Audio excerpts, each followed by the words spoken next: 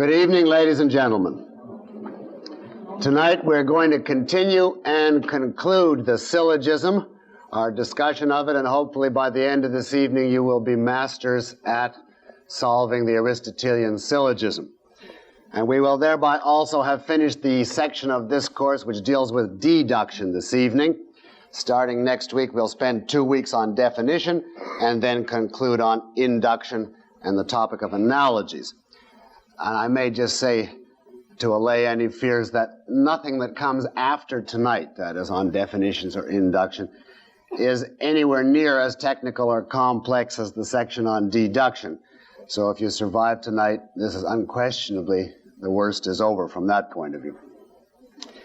Now we have left to cover a little theory on the syllogism and a great number of exercises for practice and enabling you to apply it and automatizing it, making it part of your mental equipment. So tonight we will be heavily involved with doing exercises. And I'm going to this evening intermingle theory and practice as follows. I'm going to start right at the beginning by taking up the categorical syllogisms that I assigned as homework for this week, because I must make sure that you remember the points we covered last week, and taking up these syllogisms will help to consolidate and review the theory of last week at the outset. Then when I've done that, I'll introduce some new theory. It'll be the topic of immediate inference, which I alluded to last week, but did not completely cover. We only took obversion, conversion, and contraposition, and there's quite a number more that I have to introduce for you to be prepared to solve complex syllogisms. So we'll go to that next, and then do right in class some exercises to familiarize you with it. And then we'll reach the final point of theory in connection with the syllogism, and that is how to go from English to logic, how to translate from the way people speak into the standard form. And after I've given you a series of tips and pieces of advice on that, we just start working systematically through the remainder of those exercises, taking them up in class as illustrations of the theory until I feel that you're getting it, and you could now look at a syllogism without sighing in despair or revulsion. And we'll see, we may have time for some questions or stop at a certain point. But you do definitely need some guided practice at the outset, because it looks very formidable until you've done a few. All right, let us start. I know also, by the way, that we have 2 left from the preceding week's homework, and I will sneak those in somewhere. Let us start then on page 6, the exercise saying categorical syllogisms, number 2 at the bottom of the page. And let me now just review for you the minimum that you have to remember from last week. A syllogism has got 2 premises leading to a conclusion. It has 3 and only 3 terms, each of which appears twice. The subject of the conclusion is routinely, automatically, by definition, called the minor. The predicate of the conclusion is called the major. And the one left over that appears once in each premise, but not in the conclusion, is called the middle. They always occur, whether in premises or in conclusion, in terms of standard form propositions, of which there's only 4 to avail yourself of. All S is P, no S is P, some S is P, some S is not P, where S and P stand for the subject and predicate, respectively, of all those 4. And the structural elements are all is, no is, some is not. Now, every one of those subjects and predicates, as you recall, has a certain distribution value, depending upon whether you know something about every member of the class or only about some members of the class. And taking the subjects and predicates in order, going from A down to O, it's distributed, undistributed, distributed, distributed, undistributed, undistributed, undistributed, distributed. And now all you have to do, therefore, when you get an argument, assuming it's not too hopelessly mixed up, because then I'll give you the rules for that later tonight, but a straightforward one like the first few on this one, on this exercise, is you write it out in standard form, you put your D's and U's above them for distributed or undistributed, and then you reel off the rules. Of course, you have to check rule 1 that you have 3 and only 3 terms before you put the symbols on, because once you put the symbols on, you lost the term, so if there's any equivocation or anything, you couldn't know. But so you check for 3 and only 3 terms, and then you just rattle down the rules completely mechanically. Is there a D over an M? In other words, is the middle term distributed at least once? Okay. Then next, is there a term distributed in the conclusion but not in the premise? If there is, if it's the minor, it's illicit minor. The major, it's illicit major. If not, okay, on to the next rule. Is there two negative premises? Either two E's, two O's, an E and an O. In which case, the fallacy of two negatives, or does it violate the last rule, which there's no name to the fallacy of because it's so rarely committed.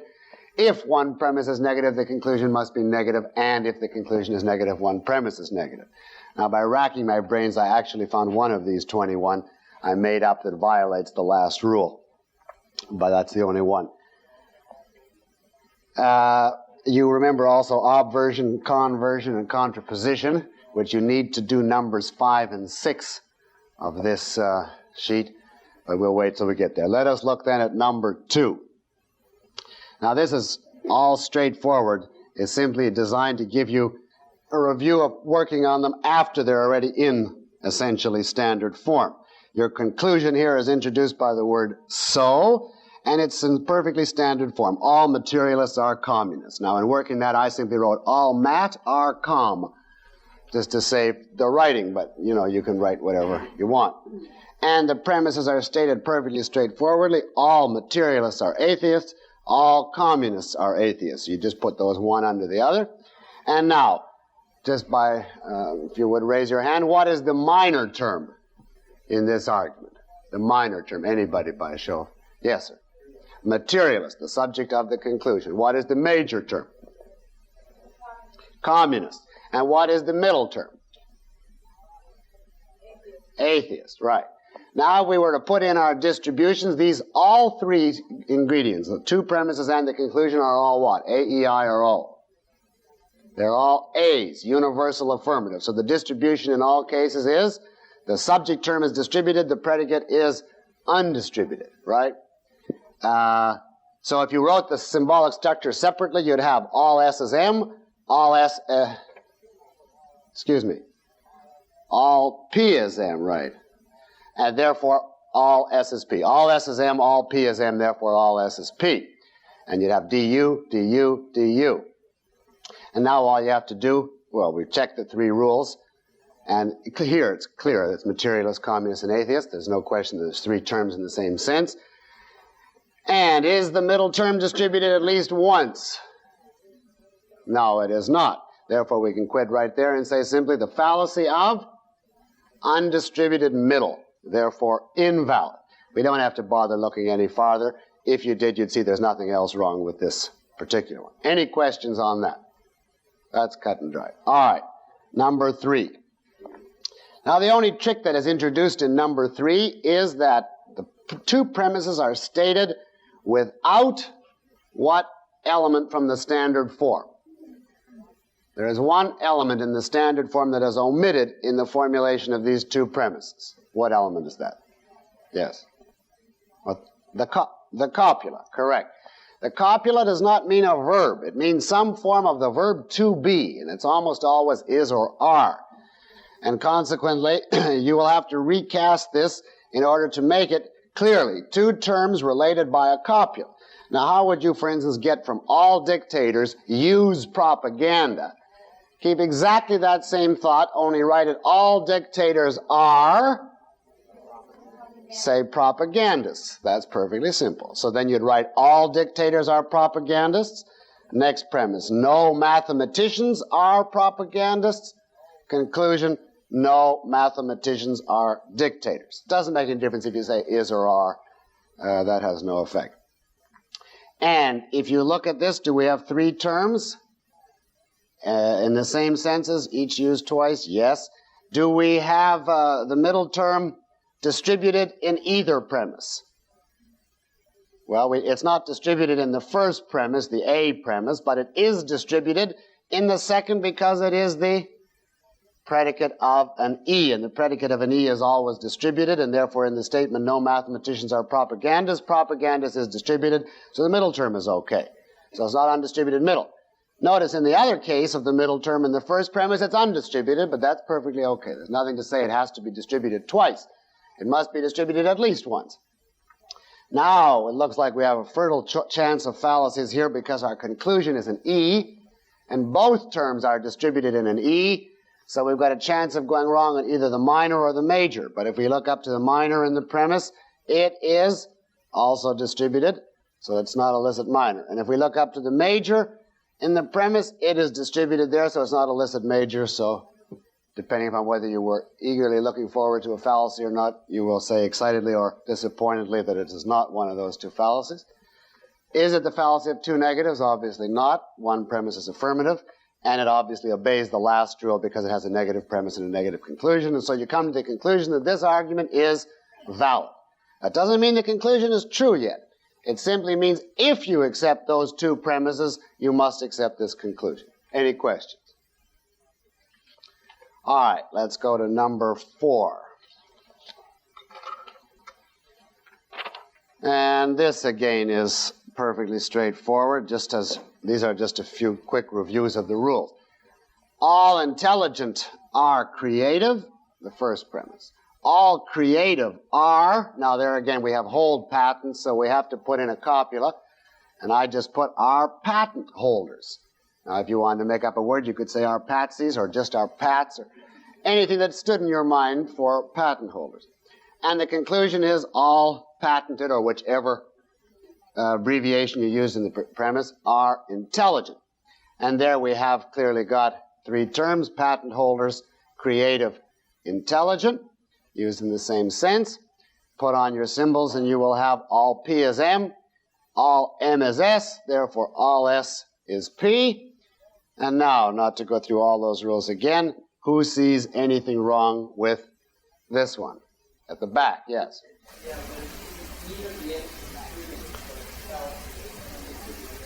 No, you made a mistake. You say neither of the M's are distributed. Which is the M term, the middle term here? Which term did you symbolize by M? Creative is correct. Now in the first premise, you're right, it is undistributed. But in the second premise, all creative are patent holders. There you're talking about all creative. It's the subject of an A, and it is therefore distributed. So it's not the fallacy of undistributed middle on the aisle, yes. Illicit minor, correct, because patent holders is undistributed in the premise and distributed in the conclusion, and consequently you are going from some to all on the minor term, so it's illicit minor invalid. Now we have a little tiny bit more of a challenge in number 5. Now if they were all like they've been up to now, you would never need to know obversion, conversion, etc. But now in number 5 we get a chance to make use of those glorious processes. Let's first just write it down the way it is. That's the way I do it. All conventional are unhappy.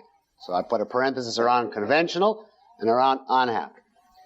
Next, all innovators are unconventional. Now the hair should go up on the back of your scalp because you see that this is unconventional, whereas in the first premise it was conventional. So you know already one term is the negation of the other, and some high-powered process will have to come into play in order to get one of those to be exactly the same as the other. And the conclusion is no innovators are unhappy.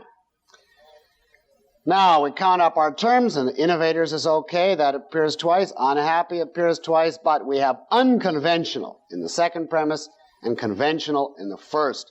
So we must do something to get down to 3 terms. And here there is one thing crying out to be done, and what is that obvious step to take? Yes. Obvert the second premise. You know that when you obvert, you always negate the predicate. Now, to negate a predicate which is already negative, the 2 negatives will cancel each other out, and you'll come back with the affirmative form. So, non-unconventional would be conventional. It's like non-non-conventional, and you just can cross out 2 of them. So, we'd have to rewrite all innovators are unconventional. The way I do it is I just draw a line through the all and stick no above it, and a line through the unconventional and stick conventional above it. Whenever you obvert, you make 2 changes so that you've canceled yourself out. In the case of an A, you go from all to no, and you negate the predicate. Now that we've reached this point, we have exactly 3 terms that we can symbolize. All M is P, no S is M, therefore no S is P. And in this case, what fallacy, if any, does it commit? Licit major, correct, because unhappy. The major term is undistributed in the premise, but distributed in the conclusion. Now there's a simple case of using obversion to get it down to 3 terms. Now needless to say, obversion and all the rest are only usable when there really are 3 terms in the argument. All it can do is take 2 terms which are the exact negation of each other and get them to be the same term. But if one term is conventional and the other is peaches and cream, nothing. You can obvert till you're blue in the face and you'll never get one down to the other. But here we'd had an obvious setup for obversion because I made it up for that purpose. Now number 6. That was the last one you had, and here you have, well, let's just write it down as it comes, first of all. And the first thing is the secret of solving exercises is to copy them down correctly. Some attractive people are not lacking in energy. So I wrote some attractive. I didn't actually write out all of attractive, but I won't say some at. Some attractive are not. Now we can't lose that not. That's part of the structure. And then the predicate is lacking in energy. Now lacking in energy seemed to be simply too much to have to write. So I wrote non-energetic as a synonym for lacking in energy. So I actually wrote some attractive are not non-energetic. Now you have to have both those negative elements in. The not there is part of the structure, and the lacking in is another way of saying non-energetic. So that's the first premise we're given. And the next premise, all unpopular are unattractive. And the conclusion, some energetic are popular. Now we count up the number of terms and we have attractive, non-energetic, unpopular, unattractive, energetic, and popular. In other words, 6 terms. Now that's as bad as it gets in terms of being able to use obversion, etc., because you could not have a 7th term since there aren't anymore. So 3 of these we have to reduce down. It doesn't make any difference which one you reduce to. You could decide that you are attracted to, for instance, attractive, and you're going to reduce unattractive to attractive. Or you could decide you're going to stick with unattractive and can change around the other one to get the attractive into the unattractive. That way, and you will come up, if the argument were invalid, if it were invalid. One person, by doing one kind of obversion and conversion, might come up with a licit major, and another with a licit minor, and another with undistributed middle, but you would still come up with a fallacy, however you did it, assuming you did it right, if it is fallacious. Needless to say, if it's valid, you'll come up with it valid no matter how you do it.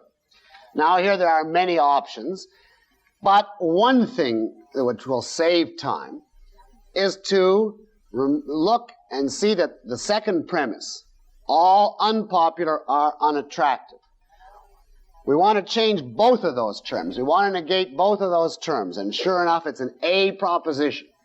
And that should remind you that there is one process which you can always perform safely on an A proposition, which consists of simply reversing and negating both terms in it. And that process is called what? Contraposition. And if you remember that, you simply say, I'm going to take the contrapositive of the second premise. And all you do is switch and negate the 2 terms. So, you'd cross out unpopular in the premise, all unpopular are unattractive. Cross out unpopular and write above it attractive. In other words, the negation of the old predicate. And cross out unattractive and write above it popular, the negation of the old subject. Now we've reversed and negated the 2, and we're down to, at this point, how many terms now? 4 terms. We have 2 attractives, which counts as 1 term, 2 populars, but we still have an energetic and a non-energetic. Now, what do we do to get rid of the one or the other of those? Now, when you have a choice of attacking something in the subject or something in the predicate, it's optional, but it saves time to attack it in the predicate, because that's where obversion works. It only negates the predicate. The subject remains untouched. So if you decided that you wanted to change the energetic in the conclusion to non-energetic, what would you have to do? First, you'd have to convert the conclusion and get some popular R energetic, and then you'd have to obvert it to get some popular R not non-energetic. And rather than go through two steps, since the non-energetic is already in the predicate, it's easier all around, although that's not more valid, to simply take the obverse now of the first premise. Now, the obverse of some attractive R not non-energetic. That's an O proposition, right? The obverse of that would be the R naught becomes R, and then you negate the predicate. The predicate is here non-energetic. Non-non-energetic would become simply energetic. And therefore you'd end up with some attractive R energetic. In other words, to get our 6 terms down to 3, we had to take the contrapositive of the second premise and the obverse of the first. Or we had many other possibilities. You could do the whole thing without having taken a contrapositive, but you'd have to keep on converting to get the term you want in the predicate, and then obverting, and then convert again and obvert again. And that's why remember, all the contrapositive is the obverse of the converse of the obverse, so it kills all those steps in one shot. But you can only do it with safety on an A. Actually on an O also, but you don't have to know that. It doesn't come up very often. Now, so we've got this down to some attractive are energetic, all attractive are popular, therefore some energetic are popular. In putting symbols, we'd have some M is S, all M is P, therefore some S is P. And we've already checked the first rule. And what is wrong with this? Yes. Nothing wrong with it at all. This is valid, right? You can see at a glance it couldn't possibly be illicit minor or major because the subject and predicate of the conclusion are both undistributed, so it doesn't make any difference what happens in the premises to those terms. The middle is distributed in the second premise. There's no negatives at all, so the last 2 rules are inapplicable, so this is valid. Now, did anybody get this one wrong, number 6? Is it clear to you why, or do you want to ask a question at this point? All right. I assume then from the alacrity with which everybody nodded that this is all crystal clear up to this point, right? All right, let us go on now and do one more little theoretical subject, and then we will do a few more exercises. Now I want to finish the discussion of immediate inference that we started last week. Remember, we defined immediate inference as inference from one premise. And it really is a way of saying what can you infer from a given piece of information. There's one single piece. Obversion is a form of immediate inference. You can infer a negative from a positive or a positive from a negative. Conversion is a type. Contraposition is a type. Now, the general value of this topic of immediate inference, first of all, is that it helps you to become fully clear about the implications of your statements.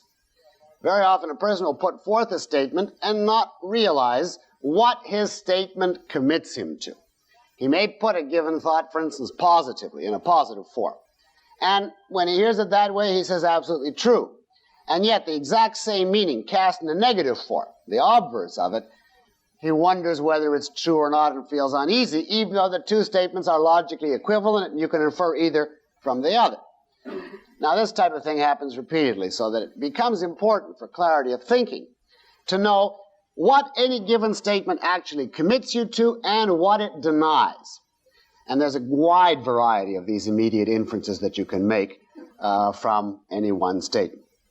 I might also mention a second value, namely that in working complex arguments, you will find various forms of immediate inference helpful and even indispensable, as we've just seen in connection with obversion and conversion.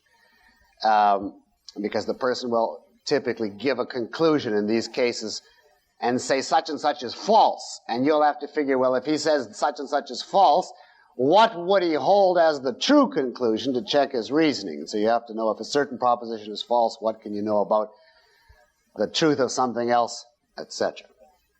Now, The traditional Aristotelian logicians have for centuries illustrated the main types of immediate inference, other than obversion and the ones we did last week.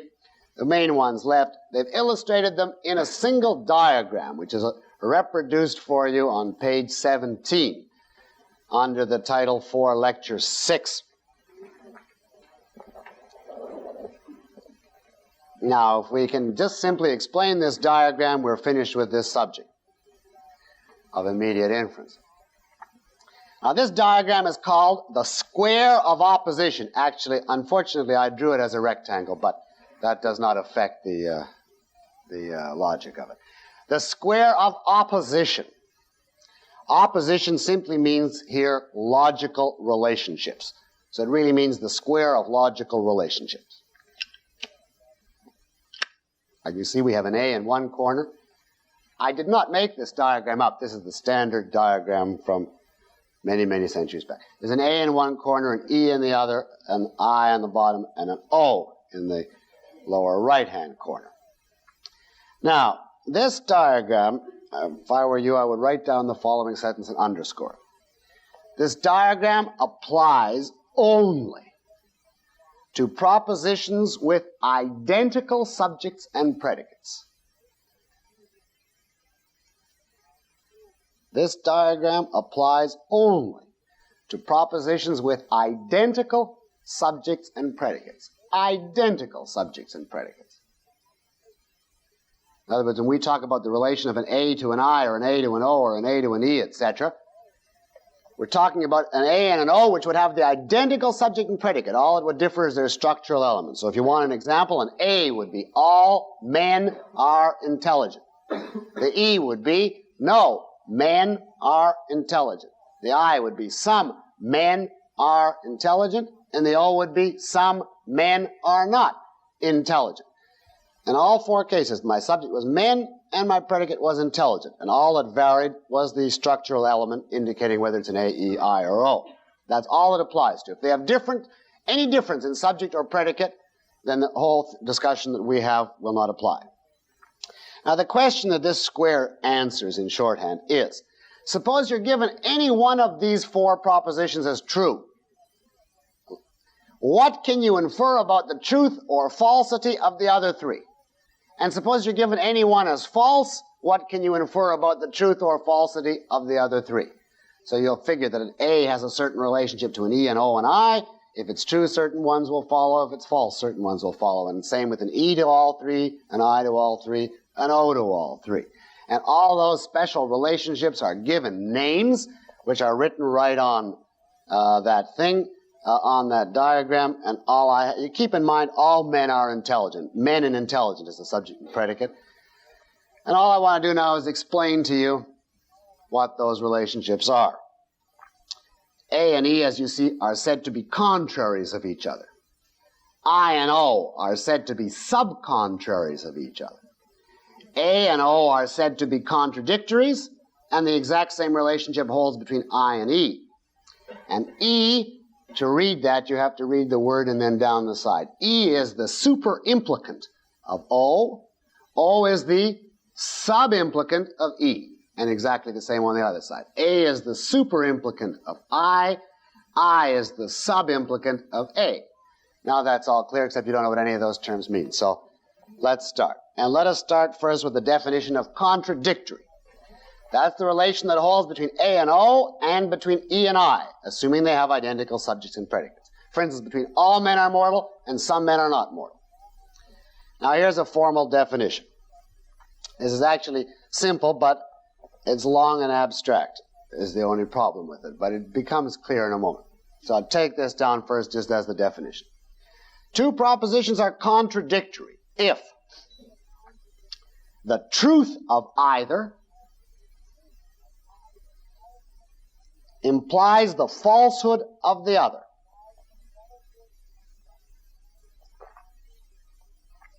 and the falsehood of either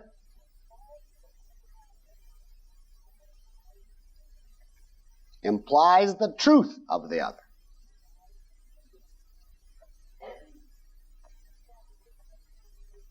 Two propositions are contradictory if the truth of either implies the falsehood of the other, and the falsehood of either implies the truth of the other. In other words, there's two propositions are said to be contradictory if they both can't be true and they both can't be false. Now that's you can tell then right away if you have two contradictories. If one of them is true, the other must be false. If one of them is false, the other must be true. And it doesn't make any difference which side you start. Take, for instance, A and O. They're the same subject and predicate. All men are intelligent. If that's true, then it must be false that some men are not intelligent. If it's false that all men are intelligent, that's false. Then it must be true that some men are not intelligent, if it's false that all men are intelligent. And take it from the point of view of the O. If it's true that some men are not intelligent, then it must be false that all men are intelligent. And if it's false that some men are not intelligent, that's not so, then it must be true that all men are intelligent. And exactly the same relationship holds between the E and the I. If it's true that no S is P, it must be false that some S is P. And so on. If either is true, the other must be false. Either is false, the other must be true. So when you have contradictories with identical subjects and predicates, the truth of either commits the other to being false and vice versa. To put it simply, both can't be true and both can't be false. At least one must be true, at most one must be true. All right. Now let's look at A and E, their relationship. They are said to be contraries, and they're the only two that have this relationship. Two propositions are said to be contrary if the truth of either implies the falsehood of the other,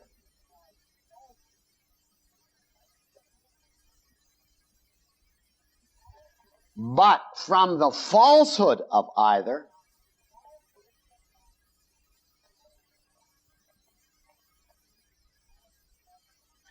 the status of the other cannot be determined.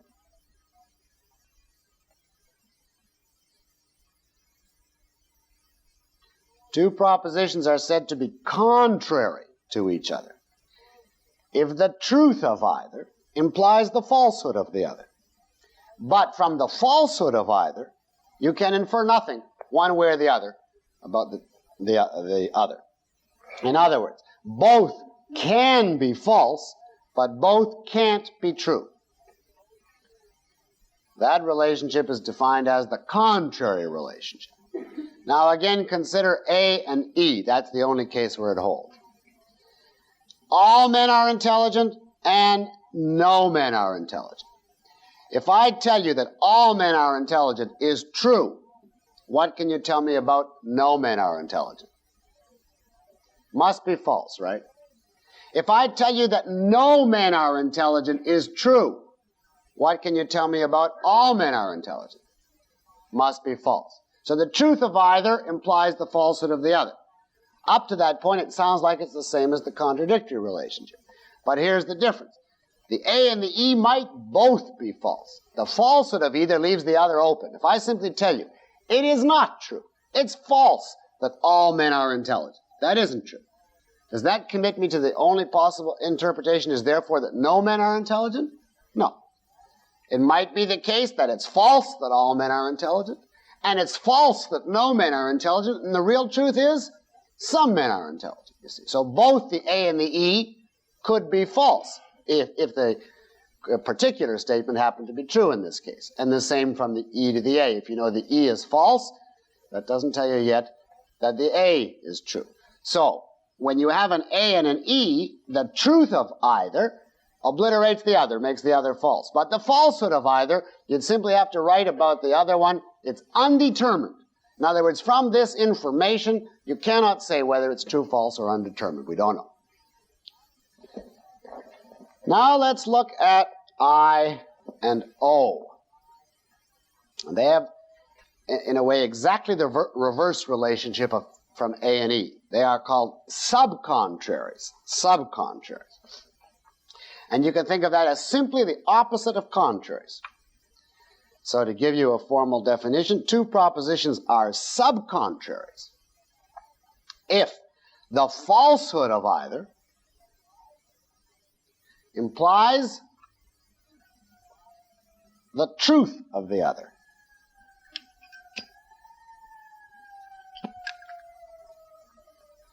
But from the truth of either,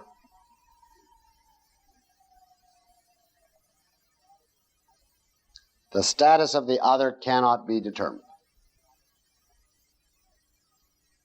I'll say it again.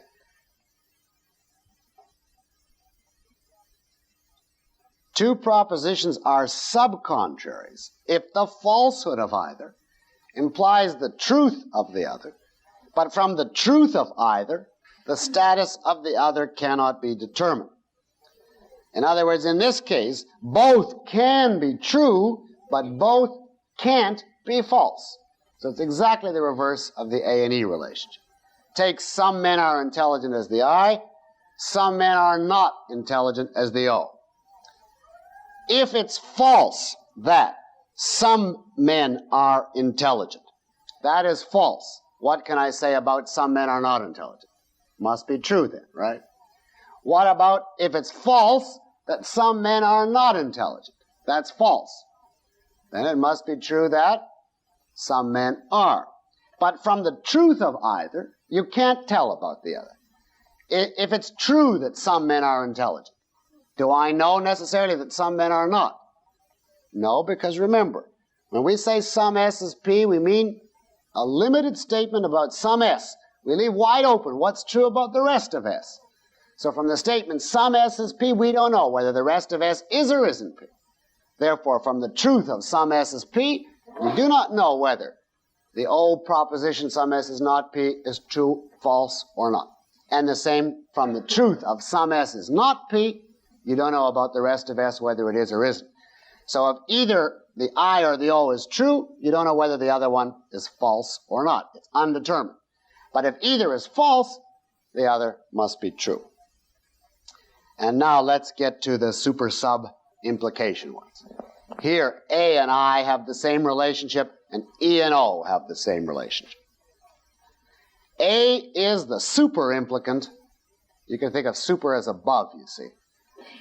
Of I is the sub implicant of A, and the same on the other side. Here's a definition.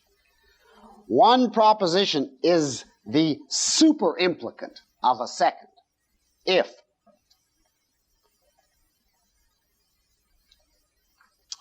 the truth of the first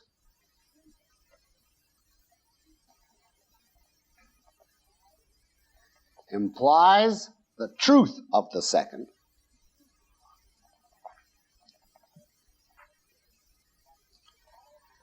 but the falsehood of the first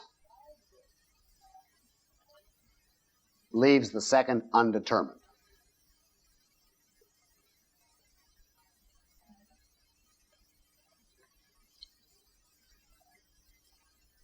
One proposition is the super implicant of a second if the truth of the first implies the truth of the second, but the falsehood of the first leaves the second undetermined. Now that's the relation of A to I and of E to O. If the A is true, it's true that all men are intelligent, then can we say it's true that some men are intelligent? Obviously, if all men are, then some men must be. And the same on the other side.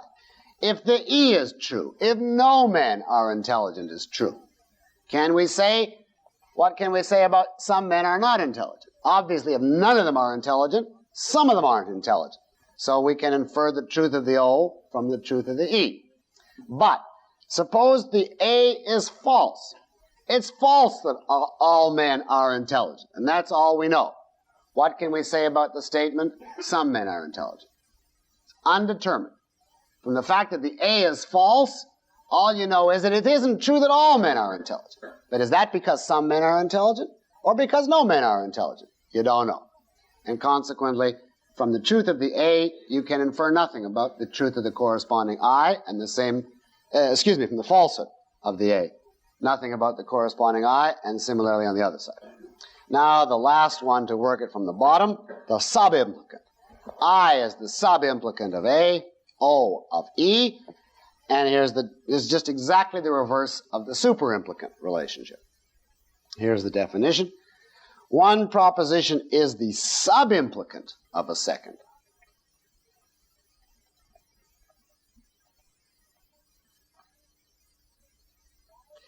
If the falsehood of the first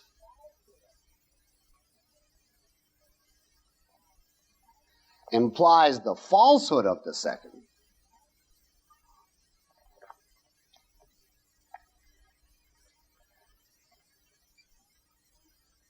but the truth of the first leaves the second undetermined.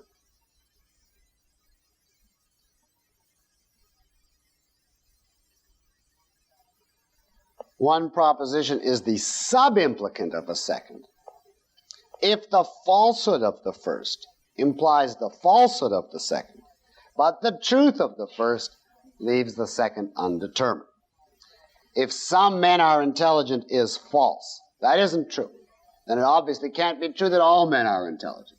So if the first is false, the I, the A must be false, and so on the other side. But if the I is true, some men are intelligent, and that's all you know, you cannot infer all men are intelligent. Maybe some are and some aren't, or maybe some are and all are. You don't know.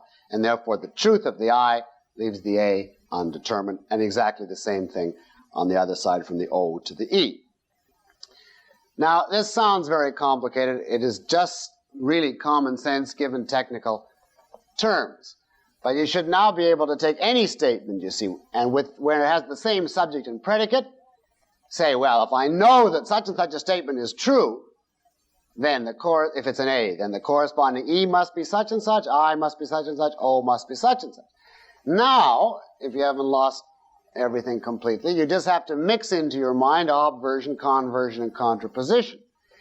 And then you see you can get statements which are about 7 levels of inference removed from each other, but are exactly the same piece of information. Only one will be the contrapositive of the obverse of the superimplicant of the subcontrary. See, and what they do in logic exams to get you used to this is to give you a statement, and they say you're given that this statement is true, and then there's a whole raft of incredible-looking creatures underneath it, and you're supposed to say, can you infer from that original statement that this one is true, false, or undetermined, and explain why. And you have to say, well, if this one is true, this one is false, it must be because this one is simply the converse of the obverse of the superimplicant of the etc. See, and at a certain point, you acquire facility in it. I don't make too much of a fuss about it, but it's always included, and it has some value.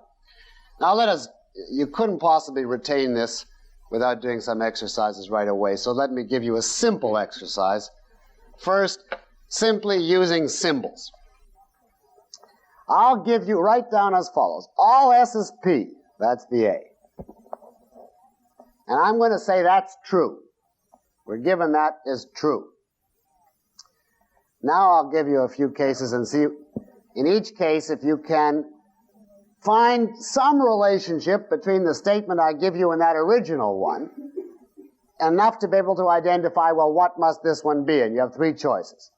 It's true, it's false, or, given the information that all SSP is true, I can't determine one way or the other. Therefore, it's undetermined. All right, I'll give you an easy one first. I've given you now all SSP is true. Now take no SSP. Now raise your hand if you think you see what the relationship is between that and the original statement. All SSP were given as true, and now we're given no SSP. What do you say that is? Yes. You say that is the contrary. It's the E proposition, which corresponds to the A. Identical subject and predicate, all we've done is change it to an E, right? So it's therefore the contrary. And you know, of course, if one member of a pair of contraries is true, what must the other be? False. Therefore, we know if all SSP is true, this one, no SSP, must be false. All right, now let's make it just a tiny, tiny, teensy bit tricky. Suppose I give you now Now, still keeping the same original given, all S is P is true. No P is S. Now I want to know what's the relationship of that to the original. Well, I'll give you a second to see if anybody can see it. Yes. Can't hear you. Oh, it was premature. All right. Now here we have a P and an S, and our square only applies when they have identical subjects and predicates, and here the subjects and predicates are reversed. So we obviously need some process which will reverse it back again to the order we want, and that process is called conversion. Right? Okay, it's right now? Yes. This is not the contrary. Contrary has to have identical subject and predicate, and this has them reversed. This is not the contrary of the original. This is the converse of the contrary. Right? The contrary was the E, no S is P. This is the converse of that. So it's the converse of the contrary, right? Now in this case, the contrary was false, right? So what is the status of the converse of the contrary? Well, you know that the converse of a proposition always has the same status as the original proposition. So if the original no S is P is false, what must be the status of its converse no P is S? Equally false.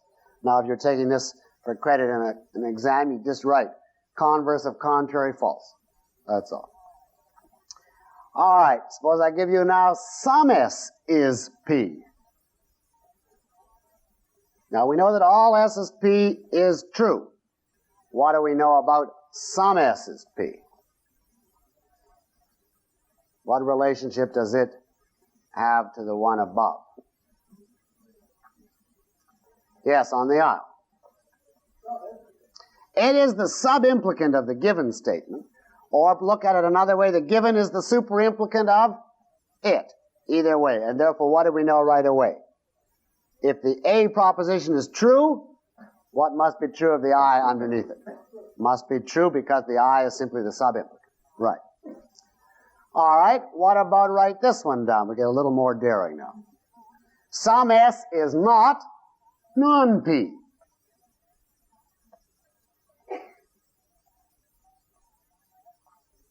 Some S is not non-P, where the predicate of the statement I just uttered is non-P.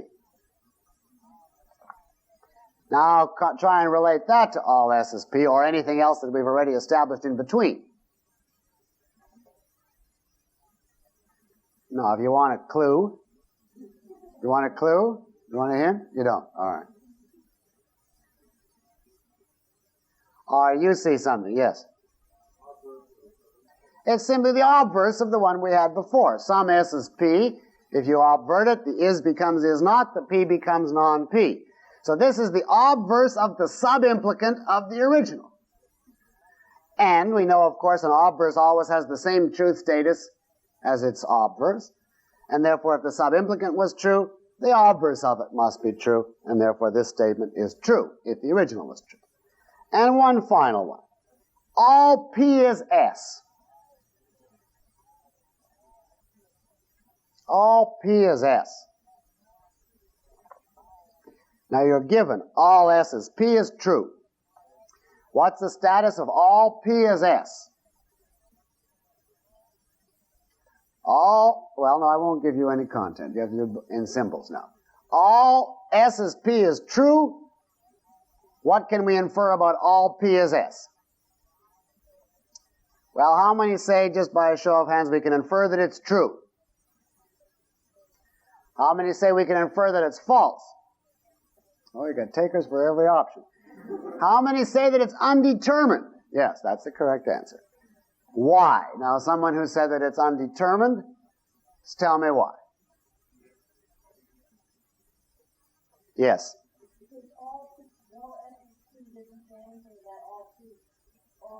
Right. In the case of all S is P, the predicate is undistributed, right? We cannot convert an A, and what we were given was an A, right? If you were going to convert it, you can convert it only so-called by limitation and get some P as S. So all you can say is all S is P, And about all P, we do not know. Maybe all P is S, maybe it isn't.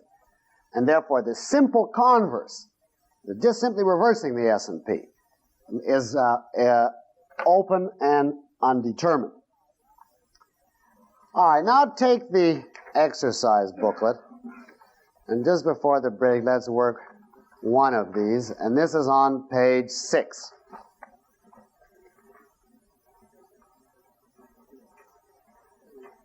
I just want to be sure that we get this fairly firm before we go on.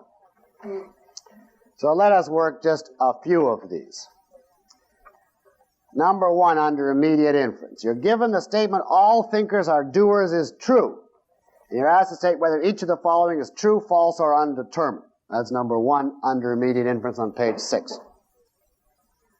Now the first thing you better do is put symbols on it, because you'll have to manipulate them, and without symbols you'll be lost. So just put S for thinkers and P for doers. So we're again given, in this case, an A. All S is P as true.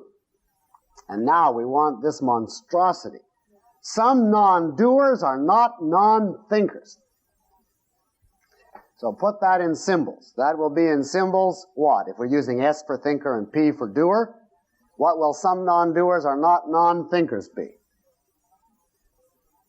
Some non-P is not non-S, right? So write that down. Now we've got all S is P is true.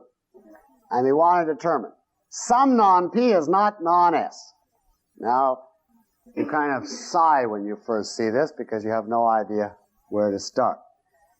But if you look at it, you will say to yourself, both terms are the negative of the terms in the original, right? We have a non-P and a non-S, and our original was an S and a P. And the two terms are reversed, right? So we'd get it much closer to the original if only we could reverse and negate, right? Now, which should we do it on? The original given, should we play with that? Or the some non-P is not non-S? Actually, in this case, it makes no difference because the one we're trying to determine is an O, and you can follow the reversal and negation rule on an O also. But let's pretend all you knew was that you can do it on an A. You would take your given statement, all S is P, and simply take the contrapositive of it. Now, what would the contrapositive of your original statement be? Yes. No, the contrapositive. You reverse and negate. So it would be what? All non-P is non-S. Now we know that that statement is true. How do we know? Because it's simply the contrapositive of the original, right? And the contrapositive always has the same meaning and status. So we know all non-P is non-S is true.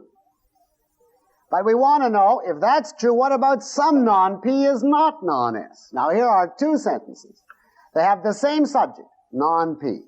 The same predicate, non-S. What's the difference only? One is an A, the other is an O. What's the relation between an A and an O? If the A is true, the O is false because it's contradictory, right? And therefore you'd say about some non-P is not non-S, it is simply the contradictory of the contrapositive. See? Of the original. And therefore it's false because the contradictory of a proposition is false if the other one is true. You get the idea? All right, let's do number B. No doers are non-thinkers. Put that down in symbols and you will have what? No P is non-S. Now we want to relate that to all S is P. Now the first thing we obviously have to do is get rid of the non-S. So we'll have a P and an S and get down to the same terms. How will we get a statement without non-S out of the statement no P is non-S? What's an obvious thing to do? Obvert, you say. All right, suppose you obvert no P is non-S. What will you give? What's the obverse of no P is non-S? Well, the no becomes all, and all P is S, that's all. The no becomes all, and you negate the negative predicate, so you end up with simply S. So now we've got all S as P is given as true. What is the status of all P is S? Well, that's the one we just did. That's the simple converse of an A, and of course you know that that is therefore undetermined. The original statement leaves open. It doesn't tell us, because this is simply the obverse. The no P is non-S is simply the obverse of the simple converse. Got it? All right, now for our homework, do C and D of number 1 and also A through D of number 2 on that page. And that, I swear, is the end of the really technical, arid stuff. We'll take a break here till you recover, and then we'll go on to how you translate. Now, just before we turn to the final theory in regard to the syllogism, I noticed a variety of questions on earlier points that I think I'll take up right here to consolidate where we go. And for some funny reason, they almost all seem to apply to the O proposition, which seems obviously the favorite of this class. So let me answer some of these questions about the O proposition that have been submitted either last week or this week. Would you please review why the predicate term is distributed in some S is not P? That's just a review. Yes, that's the trickiest case of distribution. And if you didn't find last week's discussion clarifying, think of those two intersecting circles which are in this booklet on page what? Page 15. Look down to some women are not geniuses. Some S is not P. The little X in the S circle means we know that some women are there. I don't know which particular women, but obviously Betty Friedan would be in there, and a few others, let us say, where the X is.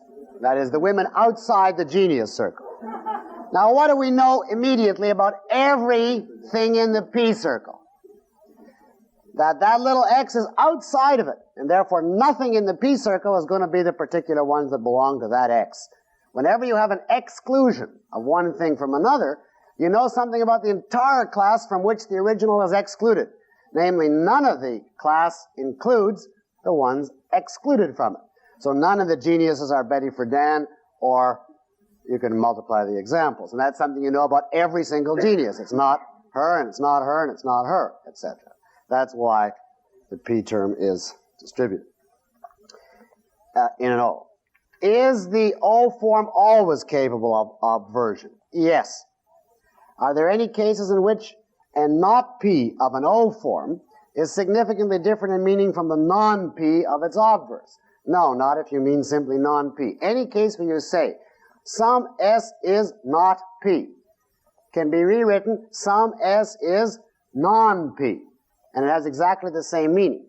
It does not, however, follow that every time the English prefix which designates the negative is used, that the term means exactly the negation. It almost always does, but sometimes the UN or I am or whichever, like in immortal, unintelligent, etc., may convey another meaning over and above simply the negation.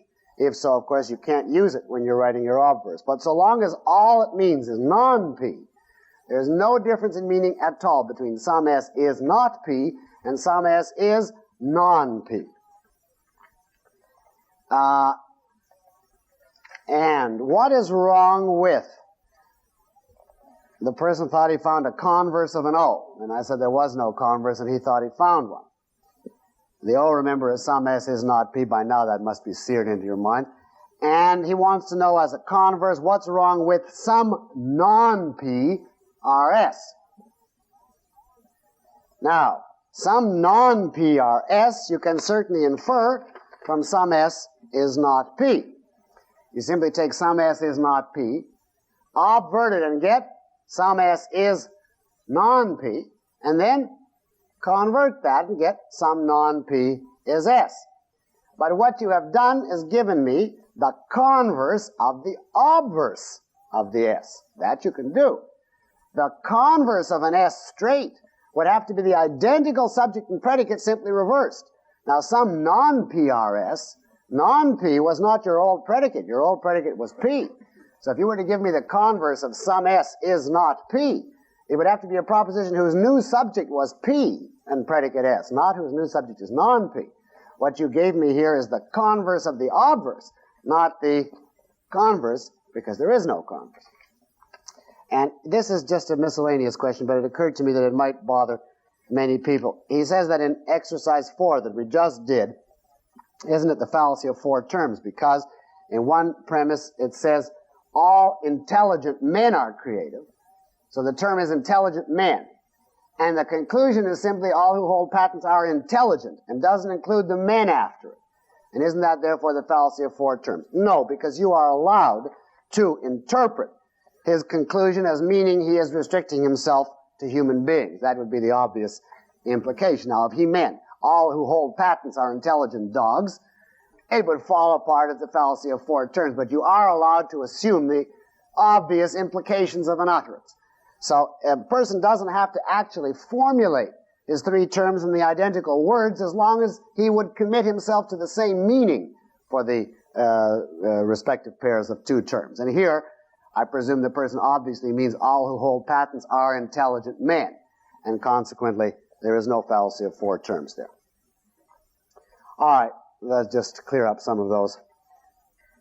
Now, let's look at how you translate from ordinary language into syllogistic form. We had the equivalent of this when we discussed hypothetical and alternative arguments. You first learn the form, and then some tips as to how to be able to take the argument in the various ways people state it and restate it with the same actual meaning, but in clear logical form and order so you know what you're dealing with and can apply the rules. So it's really an exercise in translation, and the purpose is to let the logical structure stand out clearly and unmistakably. Now you will find very frequently people do not repeat the middle term, for instance, in exactly the same words, or the minor term, or the major. They will use synonyms, different phrases for the same essential idea. Well, in that case, you have to decide the essence of the concept that's being referred to. What is the idea? And simply pick out one way of formulating it and use it identically twice. You have to do that till you get the argument to the point where you know clearly what are the 3 terms being discussed. And there'll always be 3, a major, minor, and middle. Sometimes the quantity will be unclear. You can't tell whether it's universal or particular as stated. Or the quality. You can't tell if it's affirmative or negative. And you will have to recast it so that becomes clear. And of course also, the conclusion may be interspersed among the premises. It's not necessary to state the conclusion last, so you have to restate it with the premises and then the conclusion. And again, I say it makes no difference what order you put the premises in, as long as you don't mix them up with the conclusion. Now, if you go through such translation, you will see that I think that in most cases the actual meaning and structure of the argument stands out clearly, and you can then evaluate it simply just applying the rules. And this is a precondition of applying the rules and therefore of determining the validity of the argument. The rules that we worked out can be applied only after the argument is written in standard form. Now, such translation, I might say, also has another purpose, another value. There are many people who can simply hear or read an argument and know intuitively, so to speak, just by how it strikes them, whether it's valid or not. But very often, they are unable to explain why, one way or the other, why it's valid or why it's invalid. They just get a kind of a feeling, yeah, that's sound, or no, that doesn't sound convincing. But they don't really see clearly, sharply, all the way down exactly what is the meaning, the structure, the implications of the argument, even though they might have a sense of whether it's valid or not. And in that position, you're helpless to do very much with the argument. You don't know how to begin a criticism or where to point out its errors, if it has any. And so the process of translation is not merely to enable you mechanically to reel off the rules that we worked out. You'll find in this process that the essence of the actual argument becomes much clearer than it was originally stated. and you really can see what the person is getting at, and on what premises his argument depends, and what specific fallacies, if any, he's committing. This translation is particularly valuable if the argument is complex, as initially stated. If it has a lot of negatives in it, or very long subjects and predicates, so that by the time you get to the end of the subject, you can't remember the beginning, in which case you have to condense it all into a word or two to be able to retain it. Or if the sentences have fancy grammatical constructions, you simply have to recast it in a kind of straight truck driver standard form. Now, there are a whole series of tips that logicians have worked out about how to do this kind of translation. Now, I'm not going to load you with all kinds of rules, 20 rules or 50 rules or 100 rules, because for sure there'll be some idiom in English not covered, and you need a 101st rule. So on the whole, you use common sense in this. You simply ask, what is the meaning of the statement in question, and how can I translate it? Being faithful to that meaning. I can't change it into something else. I have to remain faithful to that meaning, but translate it into a way where it's clear to me that it's all S's, P, no S, or whatever. But there are some tips or rules which are helpful, and I'm going to just reel off some in no order. Now remember our purpose. We want to end up, in any syllogism, with 3 statements, 2 premises and a conclusion, all of them in standard form, A, E, I, or O, and 3 identical terms, each used twice. And once we have it in that form, we just look at it, and by inspection at a certain point, you can tell it's illicit minor, illicit major, or whichever. Now here are some tips in no order. They don't sound very profound, and they aren't very profound. But you might find them helpful. One is, be sure you know what the subject and the predicate of your statements are.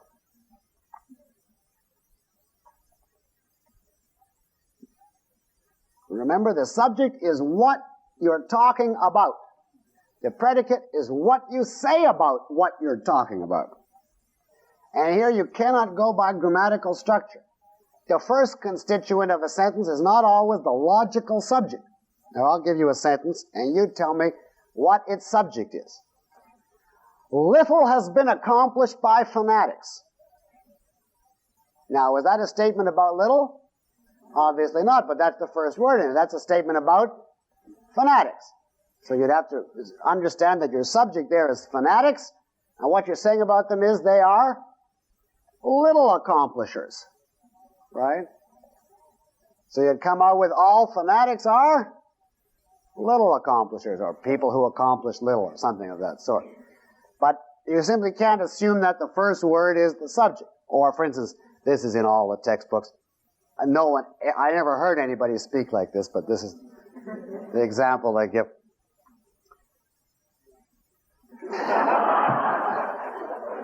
Because I think it's a foolish example, but all take great risks who put their eggs in one basket.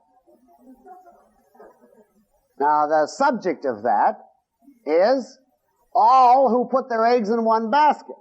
But grammatically it's broken up, and the predicate is sandwiched in the middle. So you'd have to say all people who put their eggs in one basket are great risk takers, you see. You have to be sure you found the subject and predicate, in other words. Now, the case of the missing quantifier. That's the next rule. The missing quantifier. In standard form, it must have an all, a no, or a some. What do you do if a person utters a statement with no quantifier at all? And there the rule is, if there's no quantifier, you assume it is intended as a universal. If a person simply walks in, for instance, and says, college students are idealists, the understood rule of English is, if he does not restrict his statement, you take it to be the unrestricted statement, that he's talking about all college students. If he had wanted to restrict it, it's up to him to say, some college students, or whichever. If somebody comes and says, men are rotten, then you take him to mean all men, if he gives you no quantifier. Now, very often, a quantifier, remember, quantifier is just a word at the beginning that tells you whether it's all, no, or something. Very often a quantifier is omitted deliberately because the statement will sound less plausible if it were stated explicitly. As for instance, many fewer people say, all men are worthless, than will say, men are no good, or people are no good. Although they have the same meaning. Because when you say all, it immediately gears the mind to think, well, are there no exceptions? What about me? What about you? If he said that, he's probably not an exception. But in other words, you have to force people to commit themselves as to the quantity that they intend. And very often their argument requires a universal premise, but they sneak it in without a quantifier and hope that you will leave that issue vague. Of course, if the statement is negative without a quantifier, then you assume no. If I say Americans are not Canadians, that would obviously become no Americans are Canadians, again as a universal negative. Now there are many synonyms in English for the words all, no, and some, and you just have to get used to them. Every, for instance, for all. None for no, etc. And some has a huge collection. A few, a number, most, many. Certain, for instance, certain men. A host, an occasional s, etc. All of that comes out as some. Remember also that we treat singulars, I'm just reminding you of this point, as universals. Singulars, remember, are statements about a single man, a single place, a single organization, a single group. We always treat those as universals. All Socrates is mortal. No Socrates is aquiline-nosed, etc. I can pick out the front 3 rows here on my right and say I'm going to treat that as a special group and say that group is brilliant. Then I'm treating it not as a subclass of men, but as a separate single group in itself, and so my statement would come out all that group is brilliant. See?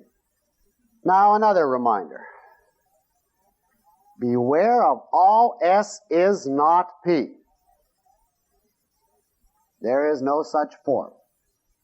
Now this is the 3rd lecture in which I made this point. All S is not P is amphibolious, ambiguous. In some cases it means no S is P. And in some cases it means some S is not P. If you can't tell which it means, you always assume the O, the particular. Some S is not P, because that commits the person to less. That's the minimum he must mean by it. Now, the next. The missing copula. You think of all the exciting detective stories Earl Stanley Gardner could have written, the case of the missing copula. And the remedy is to supply one. The copula, remember, is the form of the verb to be. And we already had an example of that in the Mathematicians Are Propagandists, or whichever. Now, don't worry about literary stylistic considerations. These sentences that don't have a copula, when you put one in, will sound bizarre. But you just simply have to get used to that. We want to isolate a subject and a predicate, and we do that by sticking the copula in. And you have to get used to weird-sounding statements, but that's perfectly okay if it makes the structure clear. Now, for instance, if I say, all men like pleasure, I have no copula. It has to be a form of the verb to be, is or are. So I'd have to say, all men are pleasure likers, or things which like pleasure, or creatures which like pleasure, etc. Make up any kind of term you want if that will help to condense and make clear the essence of the class. Now notice, you couldn't say all men are pleasure. It doesn't say that they are pleasure, it says they like pleasure. So essential to that concept is that they are likers of pleasure. Now what would you do with this one, for instance? Beginners make mistakes.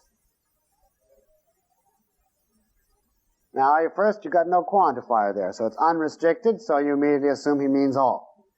And so it would come out something like, all beginners are mistake makers. What about this one?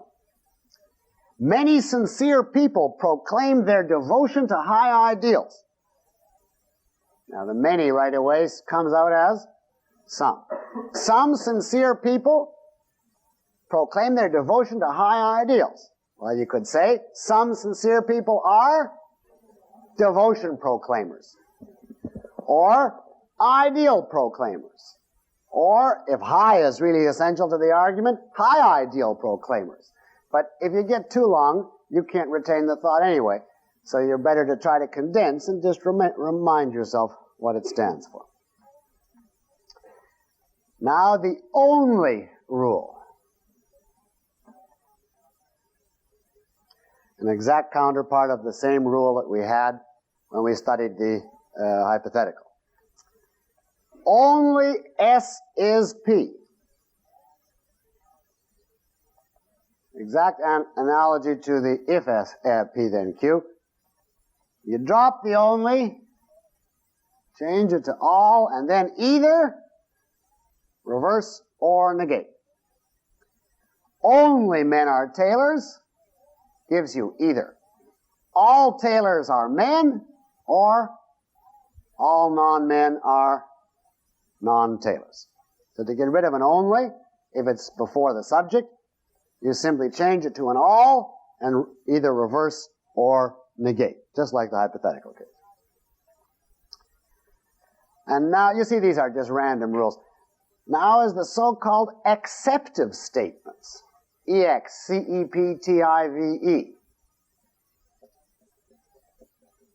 And you can guess why they're called acceptive statements, because they have the word accept in them. Accept. Statement like this, for instance. All except dolts understand this argument. Now, what do you do with that to get it into standard form? Well, that gives you two independent pieces of information. That's what's called a compound utterance, because it gives you two different pieces of information.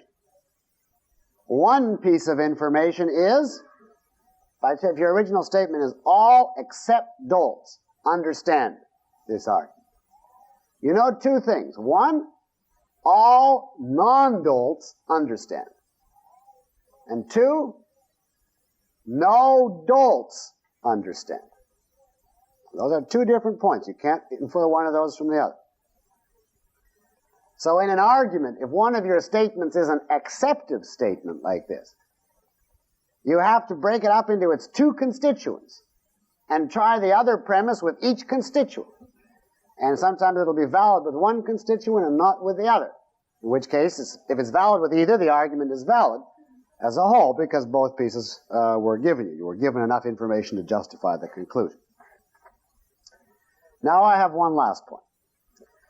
The worst point.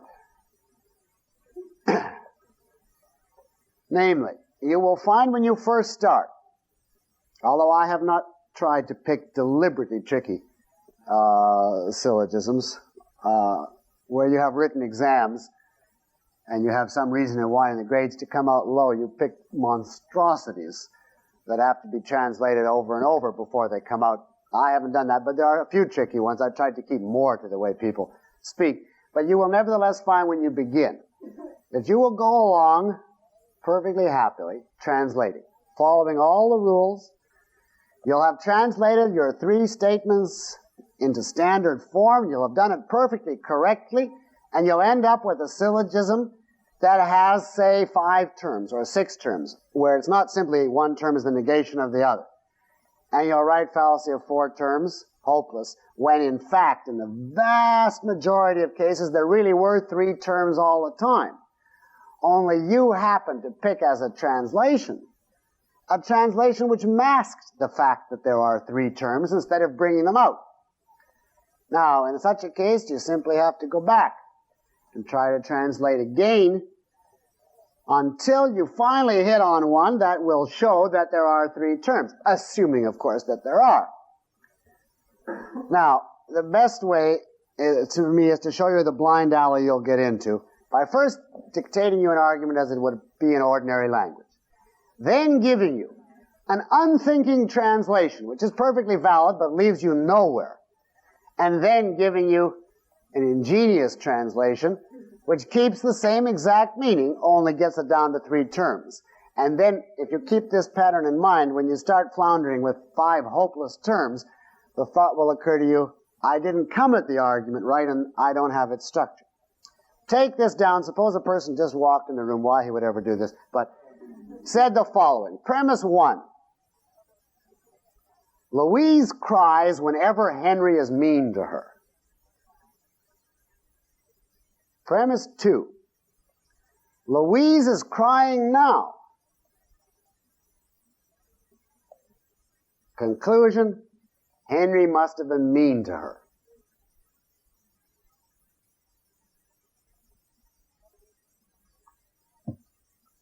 Now that is a syllogism, and there are 3 terms. Now I want to show you first a bad translation. By bad, I mean it's valid. You're keeping the same content, but you're going to end up hopeless. Well, suppose you just come at it unthinkingly. You say, Louise cries.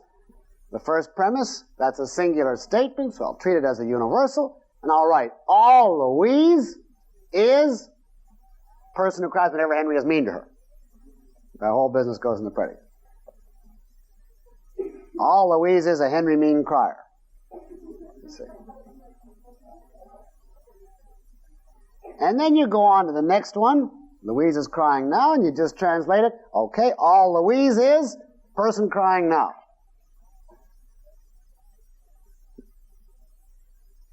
And then you come to your conclusion. Henry must have been mean to Louise. And you write unthinkingly, all Henry is person mean to Louise. Now you look what you've got. How many terms is there? Louise, in the first premise, is 1. Person who cries whenever Henry is mean to her is 2. Person who is crying now is 3. Henry is 4. Person who is mean to Louise is 5. 5 terms, and you could obvert till the end of the world and never get that down to 3 terms, because one of them isn't, they're not simply in pairs of negatives. But if you come at this from a original point of view, and gives you a chance for creativity, you do it approximately like this. Now, at a certain point, you just get to know it, and so you just look at it and rattle off what the 3 terms are. But at the beginning, if you were trying to feel your way, you see you've hit 5 terms, and that's hopeless. So you start again, and you say, Louise cries whenever Henry is mean to her. Whenever Henry is mean to her, Louise cries. Every time that Henry is mean to her, Louise cries. All cases of Henry being mean are cases of Louise crying. You write that down. All cases of Henry being mean are cases of Louise crying.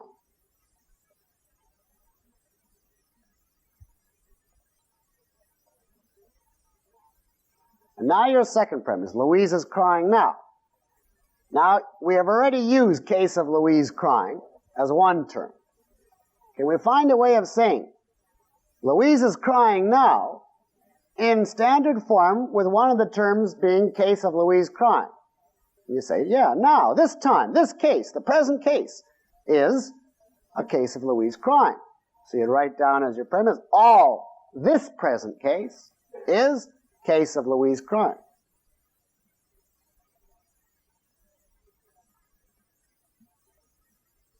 And what conclusion would you then come to? Now you know already your conclusion must contain the terms case of Henry being mean and this present case, because we've used up case of Louise crying twice, so that's gone as the middle term. And what would express? Henry must have been mean to Louise using those 2 leftover terms. All this present case is case of Henry being mean. And now we look and we see we have got how many terms? 3 terms. This present case, case of Henry being mean, case of Louise crying. And now, having gone through all that, we apply the rules, and if you did, you'd find out it's undistributed middle, and therefore invalid. Now, I will point out to you that there are certain categoricals that you can do as hypotheticals. But I don't encourage that. In this case, it would be easy to say, if Henry is mean, then Louise cries. Louise cries, therefore Henry is mean. And you'd say affirming the consequent, right? And be invalid that way. But in most cases, particularly where beginners are involved, you will not translate properly into the hypothetical. You can only translate universals anyway into the hypothetical. And I oppose that on other philosophic grounds. I don't think an if-then statement has the same meaning as all S is P. One has a conditional element, and the other is a categorical assertion. So I'll point it out to you, simply you can do it, and there are students who insist on doing it because they felt at home with the mixed hypothetical and they don't like the syllogism, so they'll torture anything into a hypothetical. But it's a dangerous procedure, and I certainly do not want to do it taking up the exercises which are practice on categorical. Now, you will find that at the beginning it may take you several tries before you get the translation that actually works and brings out the structure. The only tips I can give you really on that point are two. The word case is very helpful, as in this example, or time. All times of Henry being mean are times when Louise is crying. And if you're stuck for a third term, this time or this case is very often a helpful third term. And the other one is, if you're hopelessly lost, try to find two terms at least, because then there's only one left by elimination. And you know what one term at least must be in each of the other statements. And the best place to look for two clear terms is to the conclusion. Now, the reason for this is that as a general rule, people are much clearer in stating their conclusion than in their premises. And the reason is they care about the conclusion. That's what they want to get you to accept, whereas the premises, they slop anything down. Therefore, if you're stuck to figure out what he's talking about, you usually get two clear terms from the conclusion. Usually. I mean, there are people who are sloppy no matter what. But usually, the conclusion will jump out at you, the minor and the major. And then armed with those, you go through the rest and see, can you find one more term? The middle, you see, that'll appear twice. Then you're okay. That's the best tips I can give you. Now, I could go on indefinitely giving more rules, but just make it more complicated. So let us now, before this evaporates, take up some exercises. And while we're turning the tape over, try to do for yourself number 7 on page 7. All right, let us look at number 7 on page 7. Now, I'll try and show you the reasoning by which you'd go through this. You read it. People who deceive themselves are not students of logic. My proof of this is, etc. Right away, what stands out is my proof of this is, and that tells you that what's following it is the premises. So the conclusion came first in this case. So we read the premises. Most self-deceivers rationalize a great deal, and logic students never rationalize. Now, neither of those premises are in standard form. Most self-deceivers rationalize a great deal. Has two elements that have to be translated. It has most, so it's not a standard form quantifier, and it has no copula. It goes right to rationalize. How would you rewrite that statement in standard form? Yes? Right. Some self-deceivers are rationalizers. Or just simply, some deck are rat. See, if you want to save space. All right, and we got logic students never rationalize. No quantifier there. It's unrestricted and it's negative. So we put in no. So what would it be? Yes. No logic students are rationalizers. Now, you're looking at just those two premises. We know that if it's going to be a syllogism, we've used rationalizers twice. So we have left logic students and self-deceivers, which will have to be the two terms in the conclusion. And the conclusion is, people who deceive themselves are not students of logic. Now, there's no quantifier there, so we assume universal, and it's negative. So we assume as our quantifier, no. And then what does it tell us? No. people who deceive themselves, or no self-deceivers, are logic students, right? Now use the same abbreviations. So it would be, to state the whole argument, some self-deceivers are rationalizers, no logic students are rationalizers, therefore no self-deceivers are logic students. Now there we have three terms: self-deceivers, rationalizers, logic students. Put in our symbols. The minor term is self-deceivers, so that'll get an S in each place. The major term is logic students, that'll get a P. The middle term is rationalizers, that'll get an M. Collect the symbols on the side, and you'd have some S is M, no P is M, therefore no S is P. Put in the distributions. The first is an I, so they're both undistributed, and the next two are both E's, so they're both distributed. And now, go through the rules and raise your hand if you see any rule that it violates. To the very back on the aisle. Illicit minor, right. Self-deceiver is undistributed in the premise, distributed in the conclusion, invalid. He's passing from information about some self-deceivers to a conclusion about all of them, and therefore invalid illicit minor. From those premises, this conclusion doesn't follow. All right, now let's look at 8. I'll give you a few seconds with this word of warning in advance. When you read these things, especially when they have a lot of rhetoric in them, be prepared to cross out whole sections which do not add to the logical content. Just try and find the points he's making. Now, if he says, Samuel Johnson, the father of poetry was right in denominating poetry as an imitative art. That whole first part, so-and-so was right in saying, is just a way of saying the following statement is true. And therefore, none of it has anything to do with the content of the argument. The argument begins, poetry is an imitative art, you see. And then again, when he says, these people will without great wrong lose their right to the name of, well, that's another way of saying they're not. If you, without great wrong, lose your right to the name of just, that means you're not just. We can say you're not just. So that whole business is just a way of saying the negative. You don't feel that you must somehow make use of every word that's given. There are long rhetorical flourishes that can be translated away without any difficulty. Now you look at this. The first thing to try and do always is find a conclusion. Now raise your hand if you see a conclusion in this argument. Yes, the lady at the back. No, they copied neither nature nor life is not a conclusion, and you know that by the existence of what one word? For, which tells you that that introduces a premise. So we got two other possibilities left. Yes. Right. Metaphysical poets lose their right to the name of poets. The other one is introduced by because, so it's also a premise.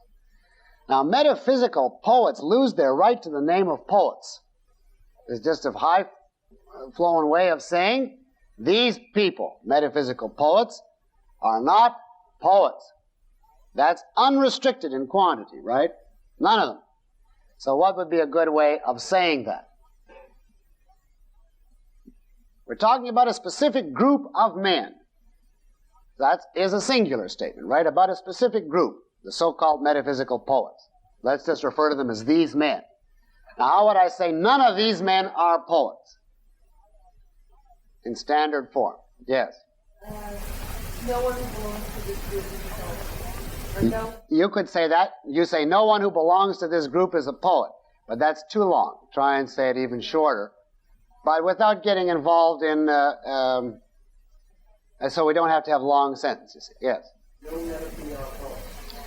All right, no meta-PR poets, or no these men are poets. The only trouble is, you see, he wouldn't really call them metaphysical poets because he denies they're poets. So he really means these so-called poets, you see.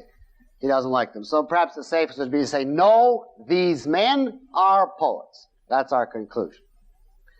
So we got two terms already, these men and poets.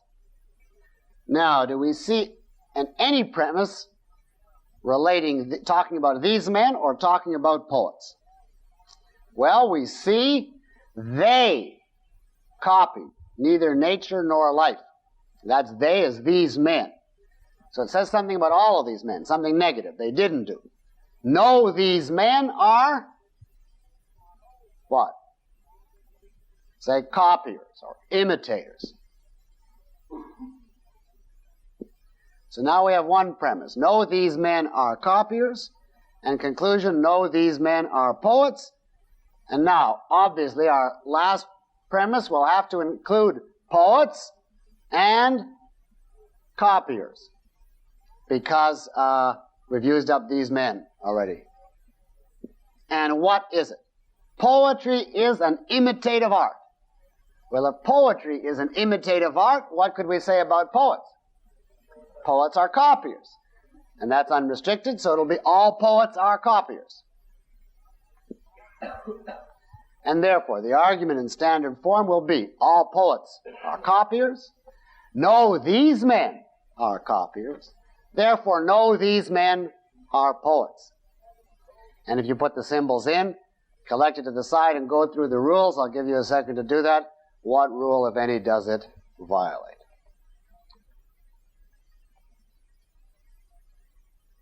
Raise your hand if you get an idea what rule, if any, it violates. We have three terms. I'll give it one more second. Okay, yeah. Fallacy of two negatives. You find me two negatives. Where's the two negatives? First premise is an A, the second is an E. All poets are imitative. No, these men are imitative.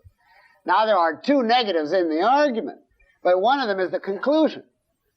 The rule of two negatives says you can't have two negative premises. And here we don't. We have an affirmative and a negative, an A and an E, so it's not two negatives. Yes? Yes, this is valid. It violates no rules at all. The middle term is distributed in the second premise. The minor is distributed in the premise. The major is distributed in the premise. There's one negative premise with a negative conclusion. So this is valid. That is, from those premises, this conclusion follows. All right, take a second now. The only way to get these is to actually do them, at least enough of them to grease the wheels of the mind, so to speak, where you can start to do it. So take a few seconds now to do number 9.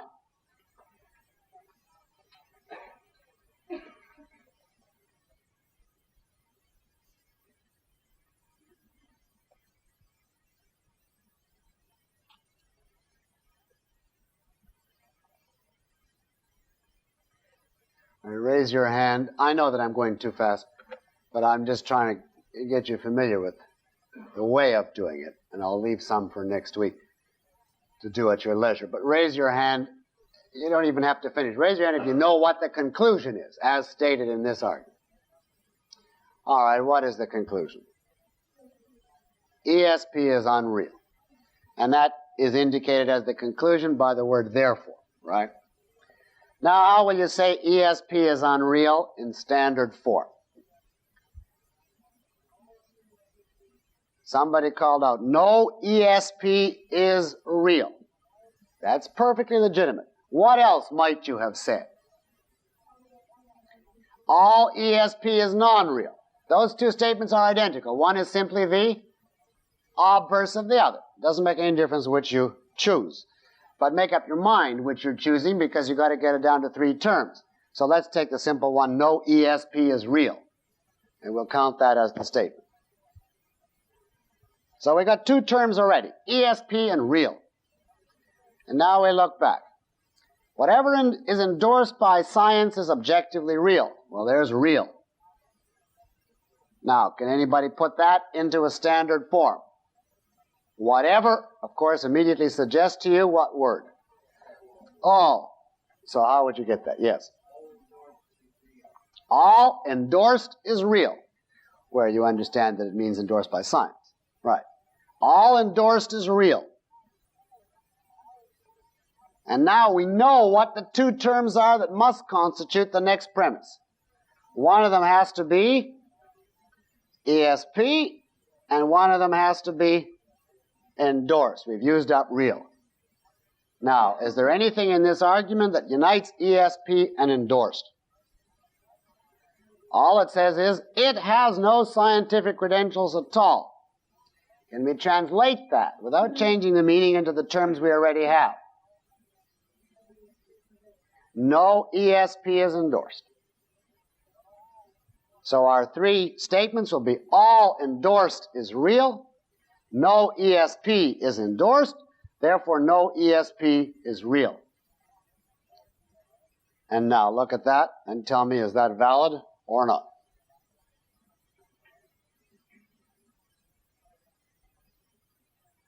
At the very back, yes. You say it's valid? No, after you've gone through all the work of translating, you have to be sure you check the rules correctly. There is a rule here that is violated. One rule. And therefore there is definitely a fallacy. Yes. Well, you say undistributed middle. There is no such fallacy as undistributed major. You've got a choice of undistributed middle or illicit major. Illicit major, correct. Now that's very common to call it undistributed major. The best way to keep in mind that the word undistributed goes with middle is to think of gaining weight. And then you'll remember undistributed middle, but there would be no sense to undistributed major. Now, this is illicit major, right. Real is the major term. It is undistributed in the premise, distributed in the conclusion. What would the premise have had to be to make this a valid argument? We'd have to know something about everything real. If we could say all real things are endorsed by science, then with the other premise this conclusion would follow. But it didn't tell us everything real is endorsed by science. It told us everything endorsed by science is real. And that leaves open the question, there may be things that weren't endorsed by science that are also real. Therefore, as stated, this is the fallacy of illicit major. All right, number 10.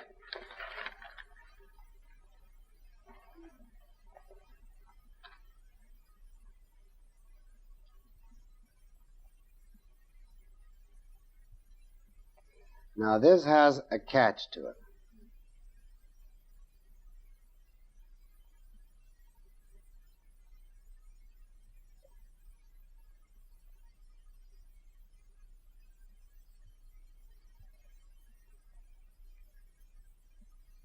I'll give you an extra minute or so with this because you have to go down to 3 terms on this one.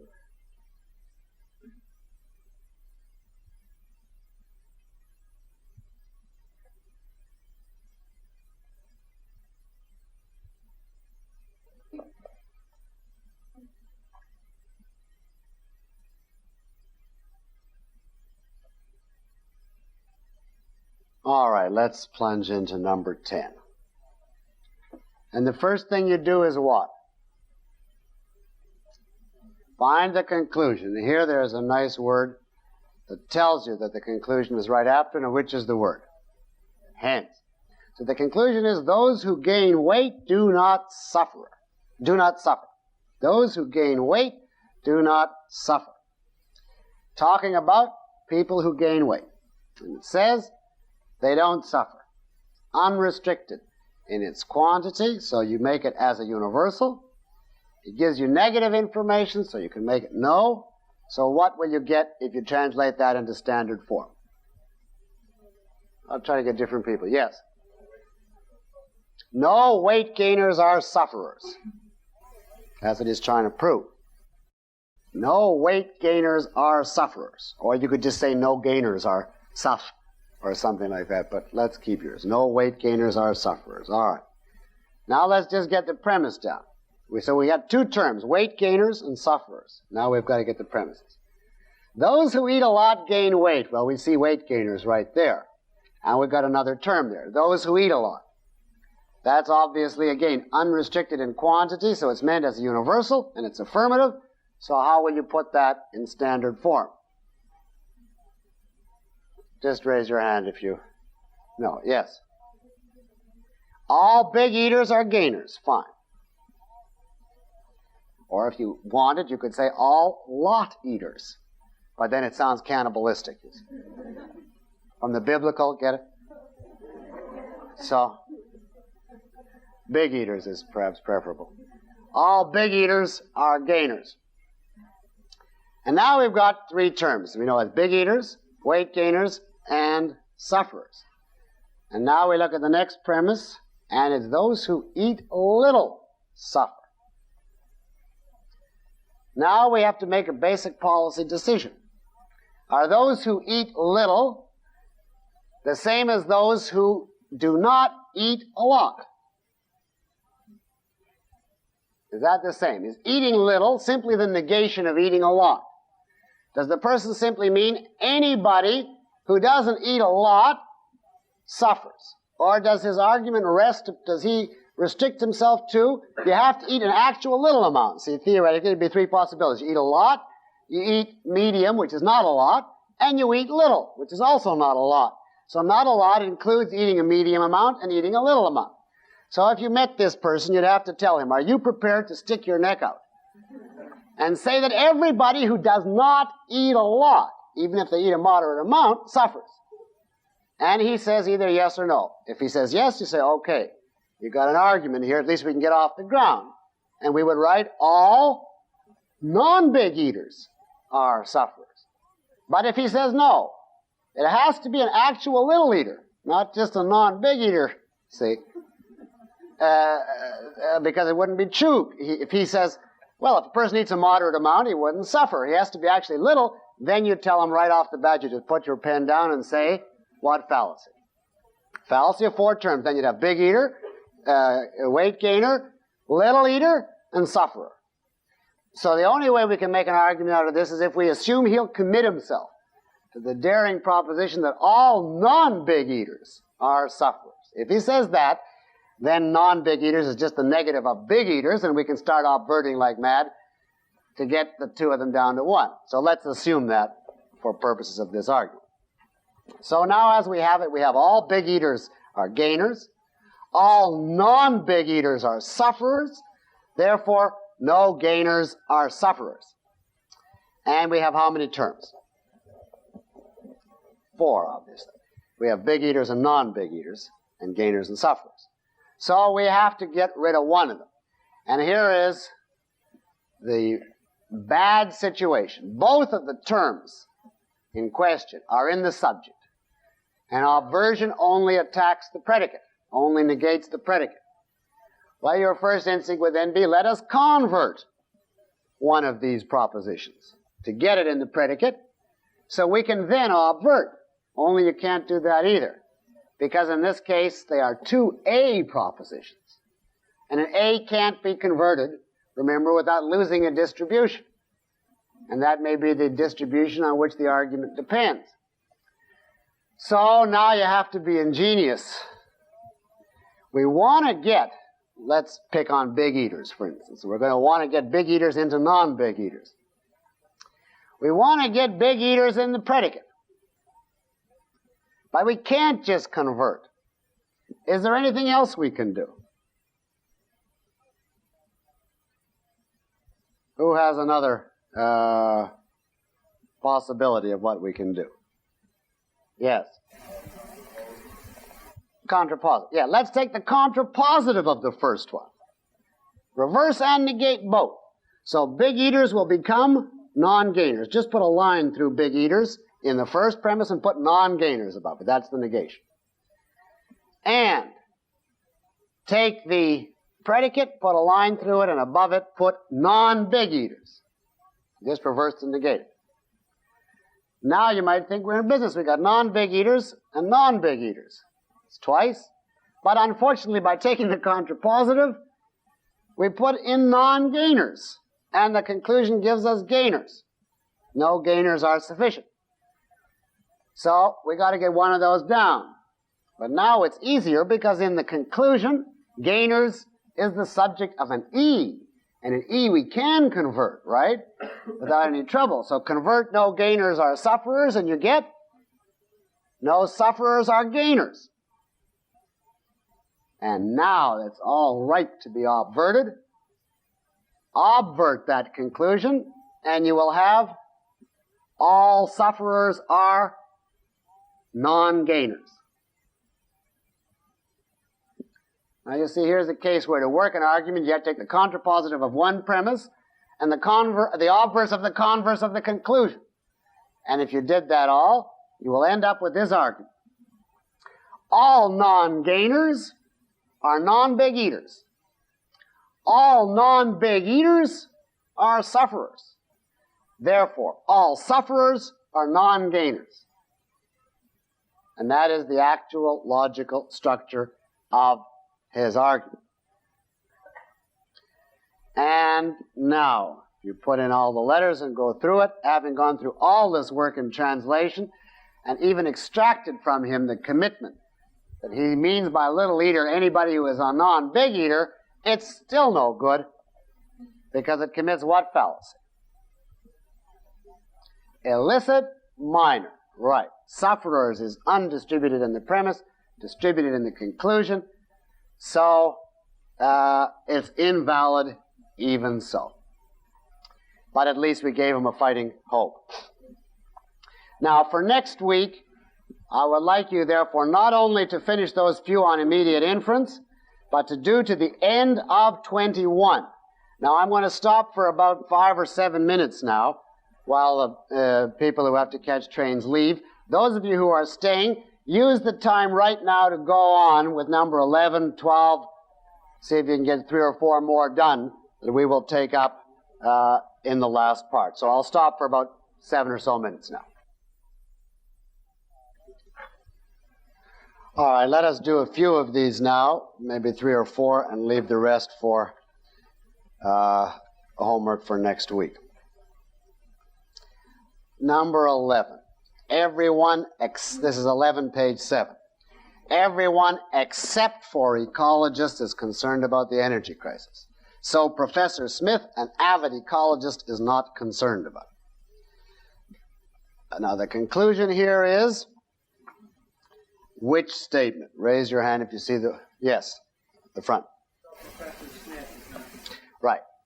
So introduces the conclusion, and simply it is, Professor Smith is not concerned about the energy crisis.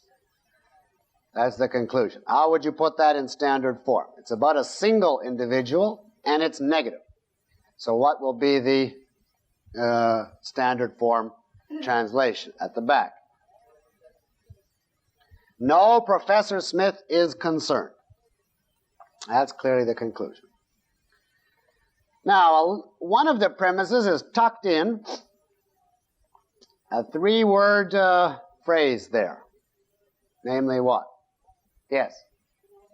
An avid ecologist. They're simply telling you he is an avid ecologist. So, how will we write that in standard form? Professor Smith is an avid ecologist. Or you don't even need the avid. All Professor Smith is ecologist. And no, Professor Smith is concerned is the conclusion. Well, you know already, we've used up Professor Smith. So the last premise that we're looking for must combine some form of concerned and ecologist, right? And what does it tell us? Everyone except for ecologist is concerned about the energy crisis. So we see ecologist is somehow in there and concerned is in there. Now, the word that should leap out at you when you see that is except. That's the so-called acceptive statement. Someone asked me during the intermission to review that. How you treat that? Well, here's a case of it. Everyone except for ecologist is concerned. Everybody who is not an ecologist is concerned. All non-ecologists are concerned. That's one piece of information you get. But all non-ecologists are concerned by itself is not all the information you get, because that leaves open, well, what about the ecologists? But this tells you also that no ecologists are concerned, which is not the same piece of information. All non-ecologists are concerned is not the same as no ecologists are concerned. So you have to write those two elements down. They're both contained in that statement. So write on one side of the page, all non-ecologists are concerned. And then on the other side, no ecologists are concerned. You have your pick of those two premises, of those two, because the original statement is compound, it gives you both. Now write the second premise under each of them. All Professor Smith is ecologist. And then the conclusion under each of them. Now we have two syllogisms. One of them is going to prove to be invalid and one is going to prove to be valid. That's okay. It'll mean the argument as stated is valid because the information required is contained in it. Let's work first the one that starts. All non-ecologists are concerned. All Professor Smith is ecologist. Therefore, no Professor Smith is concerned. Look at that one. Now there you see right away we have how many terms? We have concerned, Professor Smith, ecologist, and non-ecologist. So we have to obviously get rid of one of those ecologists or non-ecologists. And the obvious one to pick on is in the second premise, where ecologist is already in the predicate. And if you simply obvert that, the second premise would become no Professor Smith is non-ecologist. And now we'd have all non-ecologists is concerned. No Professor Smith is non-ecologist, therefore no Professor Smith is concerned. Three terms, only it commits what fallacy? Yes. Illicit major, correct. Concerned is distributed in the predicate, in the conclusion and not in the predicate. So that way it's invalid. But now we'll work the other one, because we were also given the information that no ecologist is concerned. Now if you combine that with all Professor Smith is an ecologist, and to the conclusion no Professor Smith is concerned, and work that one, what do you get? It's valid. In other words, with that piece of information, the argument is valid. And since the original premise was compound, it contained the required piece of information. The original argument is valid. All right, now let's look at number 12. Only chronic liars meet nothing but failure in life. And we know that all chronic liars are unintelligent. It follows that none of the people who meet only failure in life are intelligent. Well, you plunge in. It follows that indicates your conclusion. None right away tells you your quantifier, which is no. No. Now, how can we say briefly? People who meet only failure in life. Well, you want something, I guess, like exceptionless, irredeemable, hopeless, across the board, total, utter, abject, anything like that. Or you could just say failures. If you understand, it means people who meet only failures. But I put total failures, right. So we write as our conclusion, no total failures are what? Intelligent. Right. No total failures are intelligent. Now, the first premise is only chronic liars meet nothing but failure in life. And so the word that should leap out at you is only. Only chronic liars meet nothing but failure in life. And the term we're using for that is total failures. Only chronic liars are total failures becomes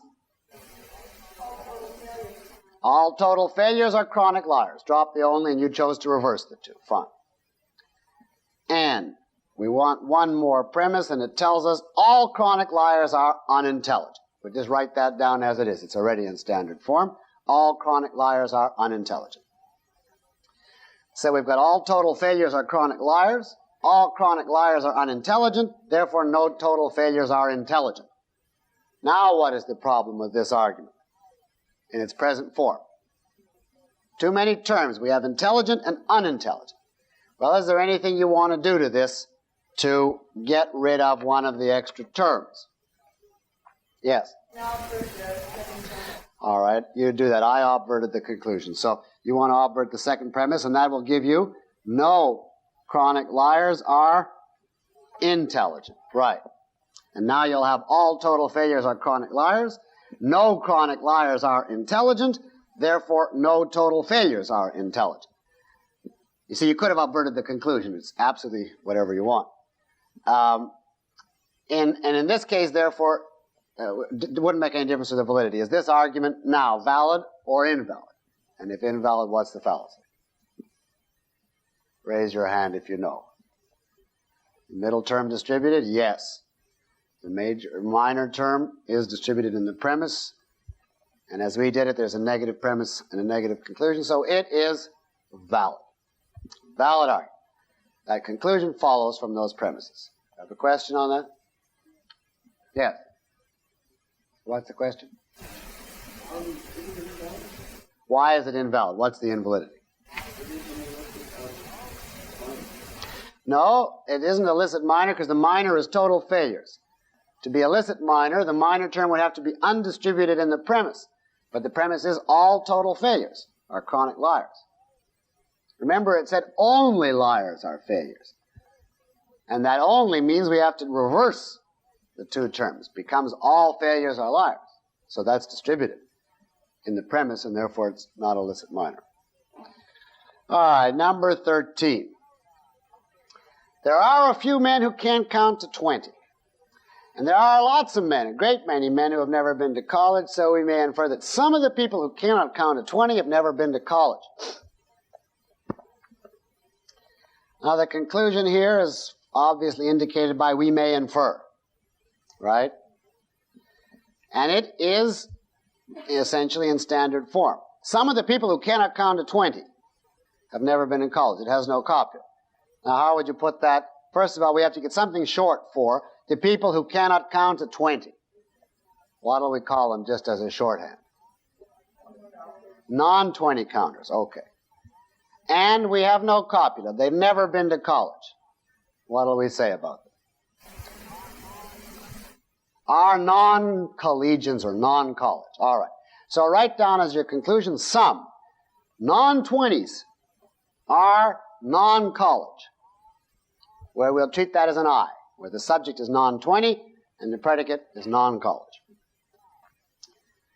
Now, we look to the premise. There are a few men who cannot count to 20. That obviously suggests to you something to do with non-20s. A few men can't count to 20. How would that come out in standard form? Remembering that we're using non-20 as one of our terms. At the back. The lady, yes. Some men are non-20s. Right. Some men are non-20s. And now we know that the next premise must combine men and some form of collegians. And what do we have? A great many men who have never been to college. A great many will come out as some, and that'll obviously translate into some men are non-collegians. So we'll have some men are non-20s, some men are non-collegians, therefore some non-20s are non-collegians, right? And that commits what fallacy? On the aisle. Undistributed middle. Men is undistributed in each case, therefore you cannot draw that conclusion. It's a general rule that I didn't give you because you can infer it from the other rules, that if both of your premises are particulars, no conclusion follows because you won't have enough distributions. But you don't need to know that because that simply is a corollary of one of the several rules we did take. It's not an independent rule. Let us finish with these for tonight on number 14. And that'll leave you 15, 16, 17, 18, 19, 20, 21. That only leaves you 7 for homework. We'll go out on this part with Bishop Berkeley.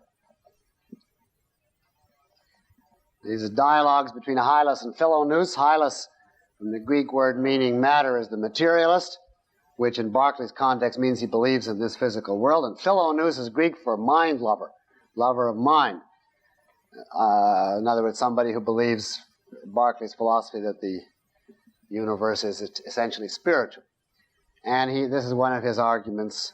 They're all written as dialogues, and Hylas constantly gets the worst of the argument, is battered by Philonous into submission.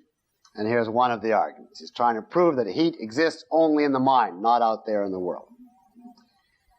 And what is his premise? Now, you see, this is the way people actually write. And so you want to get it in a straightforward form. It follows that, we see. So that tells us the conclusion. No intense heat can really exist in an unperceiving corporeal substance. Well, on the face of it, you might say, I don't know what to do with that. So let's leave it. If the conclusion looks too formidable, go away to the premises and see if you can get something that looks better. I mean, more easily amenable to translation, so it'll give you some terms. Intense heat is nothing but a particular kind of painful sensation. Well, that seems more reasonable. I mean, from the point of view of translation. There's no quantifier, so it's universal. And it's saying, really, stripped into English, that heat is pain, a type of pain. So, put in standard form, you can simply write, all heat is pain.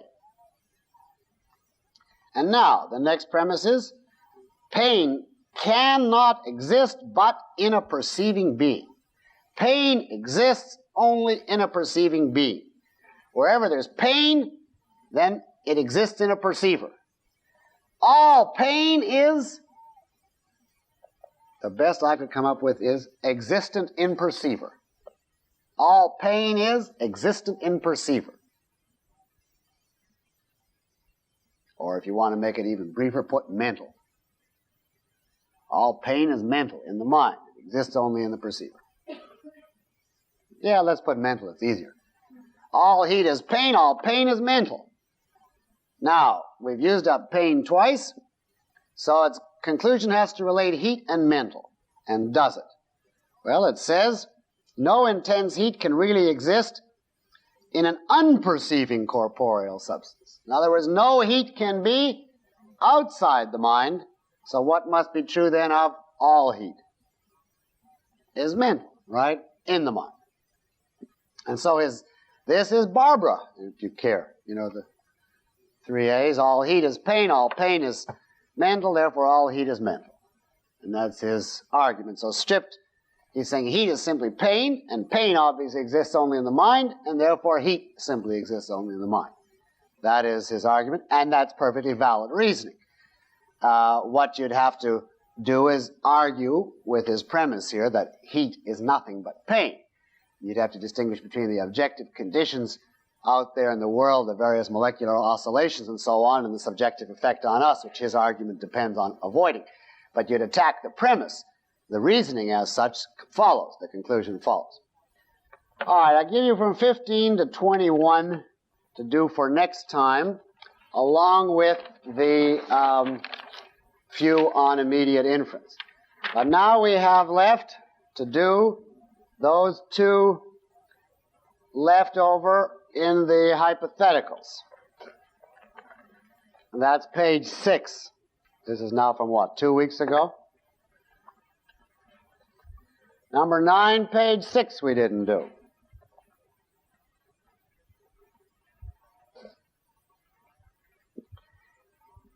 And number 9 reads, number 9, page 6. We're just finishing off the homework that we didn't do. Only were A a Q could G be a T. Thus G is not a T since A is not a Q. Now here, obviously, it's all in symbols, so you can't tell whether the premises are true or not. It's simply an exercise in validity. And the first thing you see, of course, is the conclusion, and the word that introduces it is thus. So the conclusion is G is not a T. And one of the premises, the categorical premise here is A is not a Q, and that leaves us only, the only, to get rid of, and we can either reverse or negate. It makes no difference. Let's negate, and that'll give you, if A is not a Q, then G is not a T. Now you could have reversed it, in which case you'd get, if G is a T, then A is a Q. And combining that with the premise as I did it, it would be if A is not a Q, then G is not a T. A is not a Q, therefore G is not a T, and that is P implies Q, P therefore Q, and that is affirming the antecedent valid.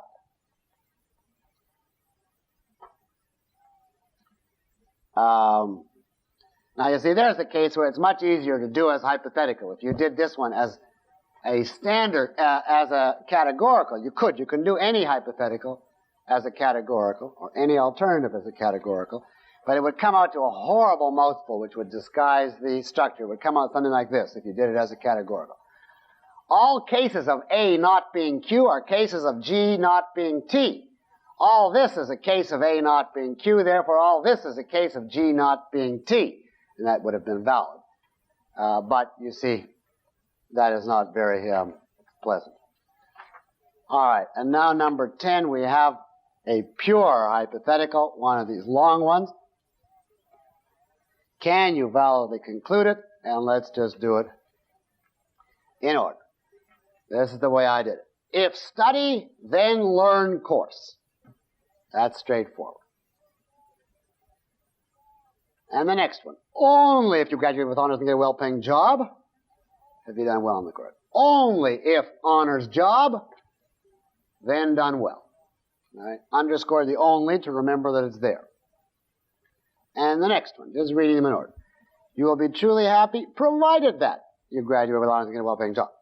Provided that is if, so it's if you graduate with honors and get a well-paying job, you will be truly happy. If honors job, then happy. And finally, if you don't do well in the course, you haven't learned the course material. If not done well, then not learn course. And our conclusion was, if you study, then you'll be truly happy. If study, then happy. Now, putting the symbols in merely just in order, that would give me P for study, Q for learn course, R for honors job, S for done well, R again for honors job, T for happy, S prime for not done well, Q prime for not learn course, and then in the conclusion, P for study, T for happy. Copying the symbols down, we will have P implies Q, only R implies S, R implies T, S prime implies Q prime, therefore P implies T. A hopeless looking jumble. Now we know we want to conclude P implies T, so we have to start with the premise beginning with P, and sure enough our first one is P implies Q, so we just write that down again. In the next column, P implies Q. Now we have to, if we're going to keep the chain unbroken, start with something that begins with a Q. We have nothing that begins with a Q, but we have S prime implies Q prime, which we're allowed to take the contrapositive of, and we will get Q implies S. So write that down. Now we need something starting with S. And we don't, but we have only R implies S, and so we always can drop the only and reverse, and that'll give us S implies R. And now we need something starting with R, and sure enough, the only premise left is R implies T, so we copy that over R implies T. And now our conclusion put in P implies T, and we have P implies Q, Q implies S, S implies R, R implies T. Therefore, P implies T, which is a valid chain. Now, if you want to know what the person is actually saying, you go back once you've worked out the structure and just substitute. And it would be, if you study, you learn the course. If you learn the course, you've done well. If you've done well, then you get, what is it, honors. You graduate with honors and get a well-paying job. If you graduate with honors and get a well-paying job, then you're happy. Therefore, if you're study, then you're happy. Right. And you see the structure of his argument. Now, to tell the truth, I started with that. And then I just twisted it all around and stuck onlys in and contrapositives and mixed it all up for practice in that. But if you ever get those now, you should be able to work them. Now, we have a few minutes for questions. I have some accumulated written questions going back to the fallacies, but I will first answer any questions that you have on the whole deduction section. Oh, wait, I think I have a question that came in tonight on the deduction. Now, I've not been able to answer every question that came in, but most of them. The ones I leave out are the ones that would be either too time-consuming or not of general interest. But here are some I think might be of general interest. As I say, first, there's one on logic, I guess. This person quotes from Ambrose Bierce. You know, he was this 19th century American who wrote the Devil's Dictionary. And he's a famous American cynic. And he gives a terse aphoristic condemnation of logic, which I won't bother quoting, and then tries to prove it by constructing the following argument as a reductio ad absurdum of logic to show that logic is useless. And this is the argument, and the student wants to know if I have any comment, which I do. The argument is this, to show that the syllogism is no good. 60 men can do a piece of work 60 times as quickly as one man. That's the first premise. Second premise. One man can dig a post hole in 60 seconds. That is a hole for a post. Therefore, conclusion, 60 men can dig a post hole in 1 second. And he implies in his subsequent comment, this, he says very sarcastically, thus by combining logic and mathematics we obtain a double certainty and are twice blessed. And he obviously, that's Beer speaking, and he obviously wants to show, you see, that logic is untrustworthy, because here we have syllogistically deduced the conclusion, and it's blatantly invalid. Now, what is wrong with this? That's me speaking now, not him. Well, there's only two things wrong with it. First of all, it is not a syllogism. Syllogism has to have 3 terms. This does not have 3 terms, and no amount of brilliance in translation will transform this into 3 terms. This is about 60 men. They can do a piece of work 60 times as quickly as one man is another term. One man, the third term, can dig a post hole in 60 seconds is the fourth term. And, therefore, 60 men we have again can dig a post hole in 1 second, which is the fifth term. So we've got 5 terms here. And it obviously hinges on a mathematical relationship, not a syllogistic relationship. So whatever is wrong with it has no reflection on a syllogism, because this is not a syllogism. What is wrong with it? Well, I would say many things, but I'll restrict myself to one comment. The first premise is obviously untenable, stated as an unrestricted universal. It's simply false. 60 men can do a piece of work 60 times as quickly as one man. That simply is not true as a universal statement. Obviously, it depends upon the men being qualified and the work being divisible. Now, for instance, 60 men could not solve mathematical equations 60 times as quickly as Einstein, because they wouldn't have the capacity if you take 60 ordinary men. Moreover, even if you take a simple thing like digging a hole, which most men can do, the premise would be applicable only if the work was divisible, so that you could do it all simultaneously. If it's carrying bricks and everyone could carry 1 brick, and they worked at the same rate, etc., then you could say it. But if it's digging a hole, obviously you can't each one take the hole to his own corner and dig 1 section. And therefore the premise is simply not true. And consequently, it does not, it represents only sarcasm on his part. Now, do I have any other questions on deduction, the syllogism, etc., from the floor before I go to some left on fallacies? Yes, sir. Can you not express the hypothetical alternative arguments? You can express all of these arguments by diagram, yes. There is a technique worked out whereby all syllogisms can be validated, or their validity determined, simply by a method of 3 intersecting circles. And there are rules for how you fill in those circles. You simply diagram the 2 premises. And then you look at the 3 intersecting circles that you've already diagrammed from the premises and ask, is your conclusion already on them? And if it is, the argument is valid. If it isn't, the argument is invalid. But I don't see any particular value to that. And I do it only if I'm teaching a course where it's required on the syllabus because the students are taking a departmental final and have to know it. I don't see any evil in it, but I don't see any reason to do it by diagrams, and we can do it by simply the sense of the rules. Yes? You said to do a philosophical approach to reducing categorical hypothetical. Yeah. I say that I was philosophically opposed to reducing hypotheticals to categoricals. What I explain why. Yes. A hypothetical and a categorical, for certain purposes, can be treated synonymously. For instance, if you say, all men are mortal, you could rewrite that. If something is a man, then it is mortal. So you could have a hypothetical or categorical, and it would make no difference. But there are cases where it does make a difference, where the hypothetical element must be included in order not to for you not to be misled. Now you take this statement of Bertrand Russell's. All golden mountains are golden. All golden mountains are mountains.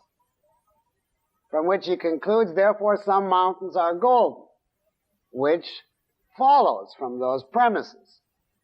And now what is wrong with that? You cannot state those premises in category. He uses that, you see, to cast aspersions on Aristotelian logic. The fact is there are no golden mountains. And therefore, as soon as you open your mouth to say the following attribute is true of all of them, you're out of the territory of logical reasoning and into the territory of the comic strips or Bertrand Russell. You cannot say what is true of all golden mountains if there aren't any. That's what's called non-existent, like the head of some philosophers. Now, if you ever had occasion to express such a thought, you would have to express it hypothetically. If there were golden mountains, they would be golden. If there were golden mountains, they would be mountains.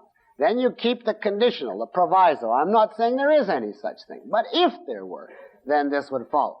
You see, in a case like that, it's very important that you know you cannot routinely translate any hypothetical into a categorical. Now, this comes up also in science, where they talk about ideal cases. If there was perfect absence of friction, then such and such would happen. And that's perfectly valid reasoning, but you cannot routinely say every case where there's perfect friction, because there may be no case in the whole universe where there's perfect absence of friction. It may be simply that you're hypothetically neglecting it to see what would happen. So I oppose, therefore, as a general rule, the indiscriminate shuttling back and forth from hypothetical to categorical. All right, let me take a few that I had written. What, if any, is the difference? Some of these are from weeks ago, so I don't know if the person is still here, but I chose them because I thought they might be of some general interest. What, if any, is the difference between a group and a class? Well, you do not have to use those terms differently, but you could make a distinction as follows. A group would be any collection of individuals that you have discriminated, whether or not they have any common denominator. So, for instance, I could have on the desk right now an apple, a pear, a phonograph record, I don't know, a cigarette, and a student, all lying there on the desk. And I direct your attention to the group on the table. See, where it's just as a motley array. Now, I would not in that case say a class, because there's nothing in common among them, except their location, but nothing in common among the entities. On the other hand, a class, as I would use the term, is a group that has some common denominator on the basis of which, you see, you classify them together. And therefore, if I had 15 cigarettes, I'd say they all belong to the class cigarettes. But I don't put much weight on that. Now, here's someone who's come up with an argument for free will, and he wants to know, does this argument beg the question? And he clearly thinks it does. And the argument as he puts it forth is like this. He or she, I don't know. If man did not have free will, he could not have knowledge. Man has knowledge, therefore he has free will. That's the argument. Now, that is not, I may say, a full statement of the argument for free will, because you'd have to say, why is free will a precondition of knowledge? You'd have to go into the whole point, if you want the objectivist argument, as to why. Man is fallible. A fallible being that was automatically programmed could never trust any of its conclusions because it would not know when it was programmed to come up with a falsehood. And therefore, a fallible being could only have knowledge if it's in control of the operation of its mental mechanism. Now, he leaves out that element, but so this is not strictly the objectivist argument for free will, but taking the argument as it stands. If men didn't have free will, they couldn't have knowledge. Man has knowledge, therefore he has free will, which is denying the consequent and therefore valid reasoning. But he wants to know, isn't this begging the question? Because doesn't the statement man has knowledge assume that he has free will? No. The statement man has knowledge is something you can validate independently of ever raising the question of free will or not. You don't have to know anything about free will to validate the statement man has knowledge. The statement man has knowledge is simply another way of saying man is conscious. And consciousness is a fundamental philosophic axiom. Any attempt to deny the existence of knowledge, in other words, of human consciousness, is immediately self-refuting. If you say man is not conscious, He does not have a faculty of knowledge. The obvious question is, how did you become aware of that? How do you know that? If man is not conscious, neither is the person who utters it, and so the thing wipes itself out. You know how the ancient Greeks used to refute skeptics by getting them simply to what they called reduced to babbling. The skeptic would say, nobody can know any. And they would say to him, well, do you know? Because they had the same hip 20th century skeptics in the 5th century BC. And they'd ask him, well, do you know that? And he'd say, no, you don't know that. It's highly probable. It's highly probable that you know nothing. And they'd say, do you know that? He'd say, no, there is no knowledge. But it's highly probable that. It's highly probable that you know nothing. And so on, one after the other. And at a certain point, the individual would be standing there saying, it's highly probable, it's highly probable, it's highly probable, it's highly probable, it's highly probable. Whenever he got to the end, they'd simply say, what about that? And he'd have to go through the whole thing with one more time. That was called reducing the skeptic to babbling. And it simply shows that you cannot leave open to debate the question, is man capable of knowledge? That is an axiom, that he is. That he has the faculty of consciousness. Now, it's true that that fact implies the existence of free will. If it's a fallible consciousness, then it has to have free will, via the argument I gave earlier. But that doesn't make it begging the question.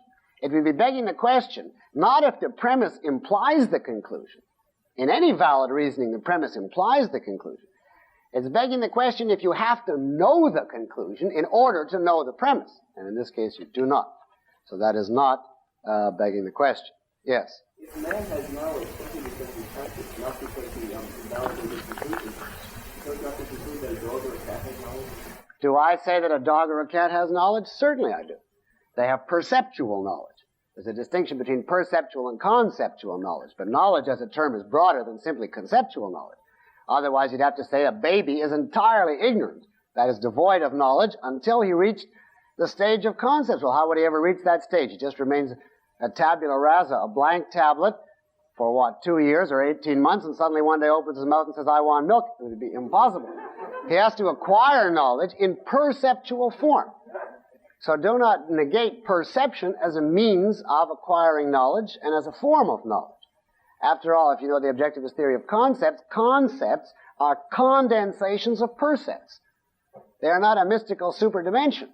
And therefore, in the last analysis, concepts are shorthand ways of holding vast hosts of percepts in your mind. So if percepts didn't give you knowledge, concepts would be empty too.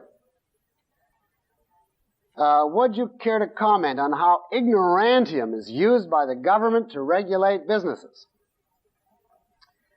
Well, I could give endless examples, not only of ignorantium, but of all of the common fallacies, all of the syllogistic fallacies, all of the inductive fallacies, and the definitional fallacies, and the whole works.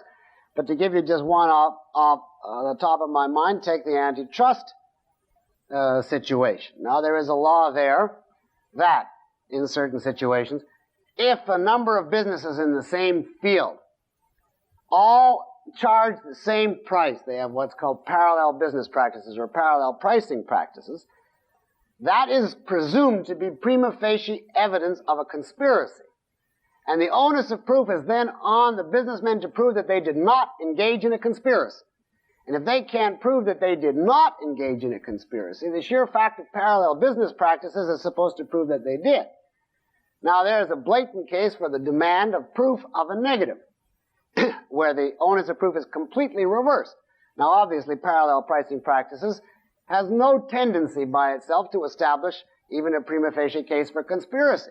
What if a certain business decision is so obviously dictated by market factors that several different companies arrive at the same decision by the sheer obvious logic of it? And yet, the government assumes in those antitrust situations that the businessmen must prove they did not conspire. Of course, the businessmen are trapped no matter what, because if they charge prices too low, as judged by some bureaucrat, then that's dog-eat-dog cutthroat competition, and that's illegal. And if they charge prices too high, then the argument is, well, they could only do that because they had successfully monopolized, or rather they had exhibited an intent to monopolize, and that's out under the Sherman Act. And if they charge the same prices as everybody, that's conspiracy. So it doesn't make any difference what. You're in violation of the law from the moment you step in business, the way it stands just on that one count to say nothing of all the others. But there is simply one example of ignorantism. Yes. Is misuse of the mean a subcategory of cliché thinking? Well, in a sense, yes.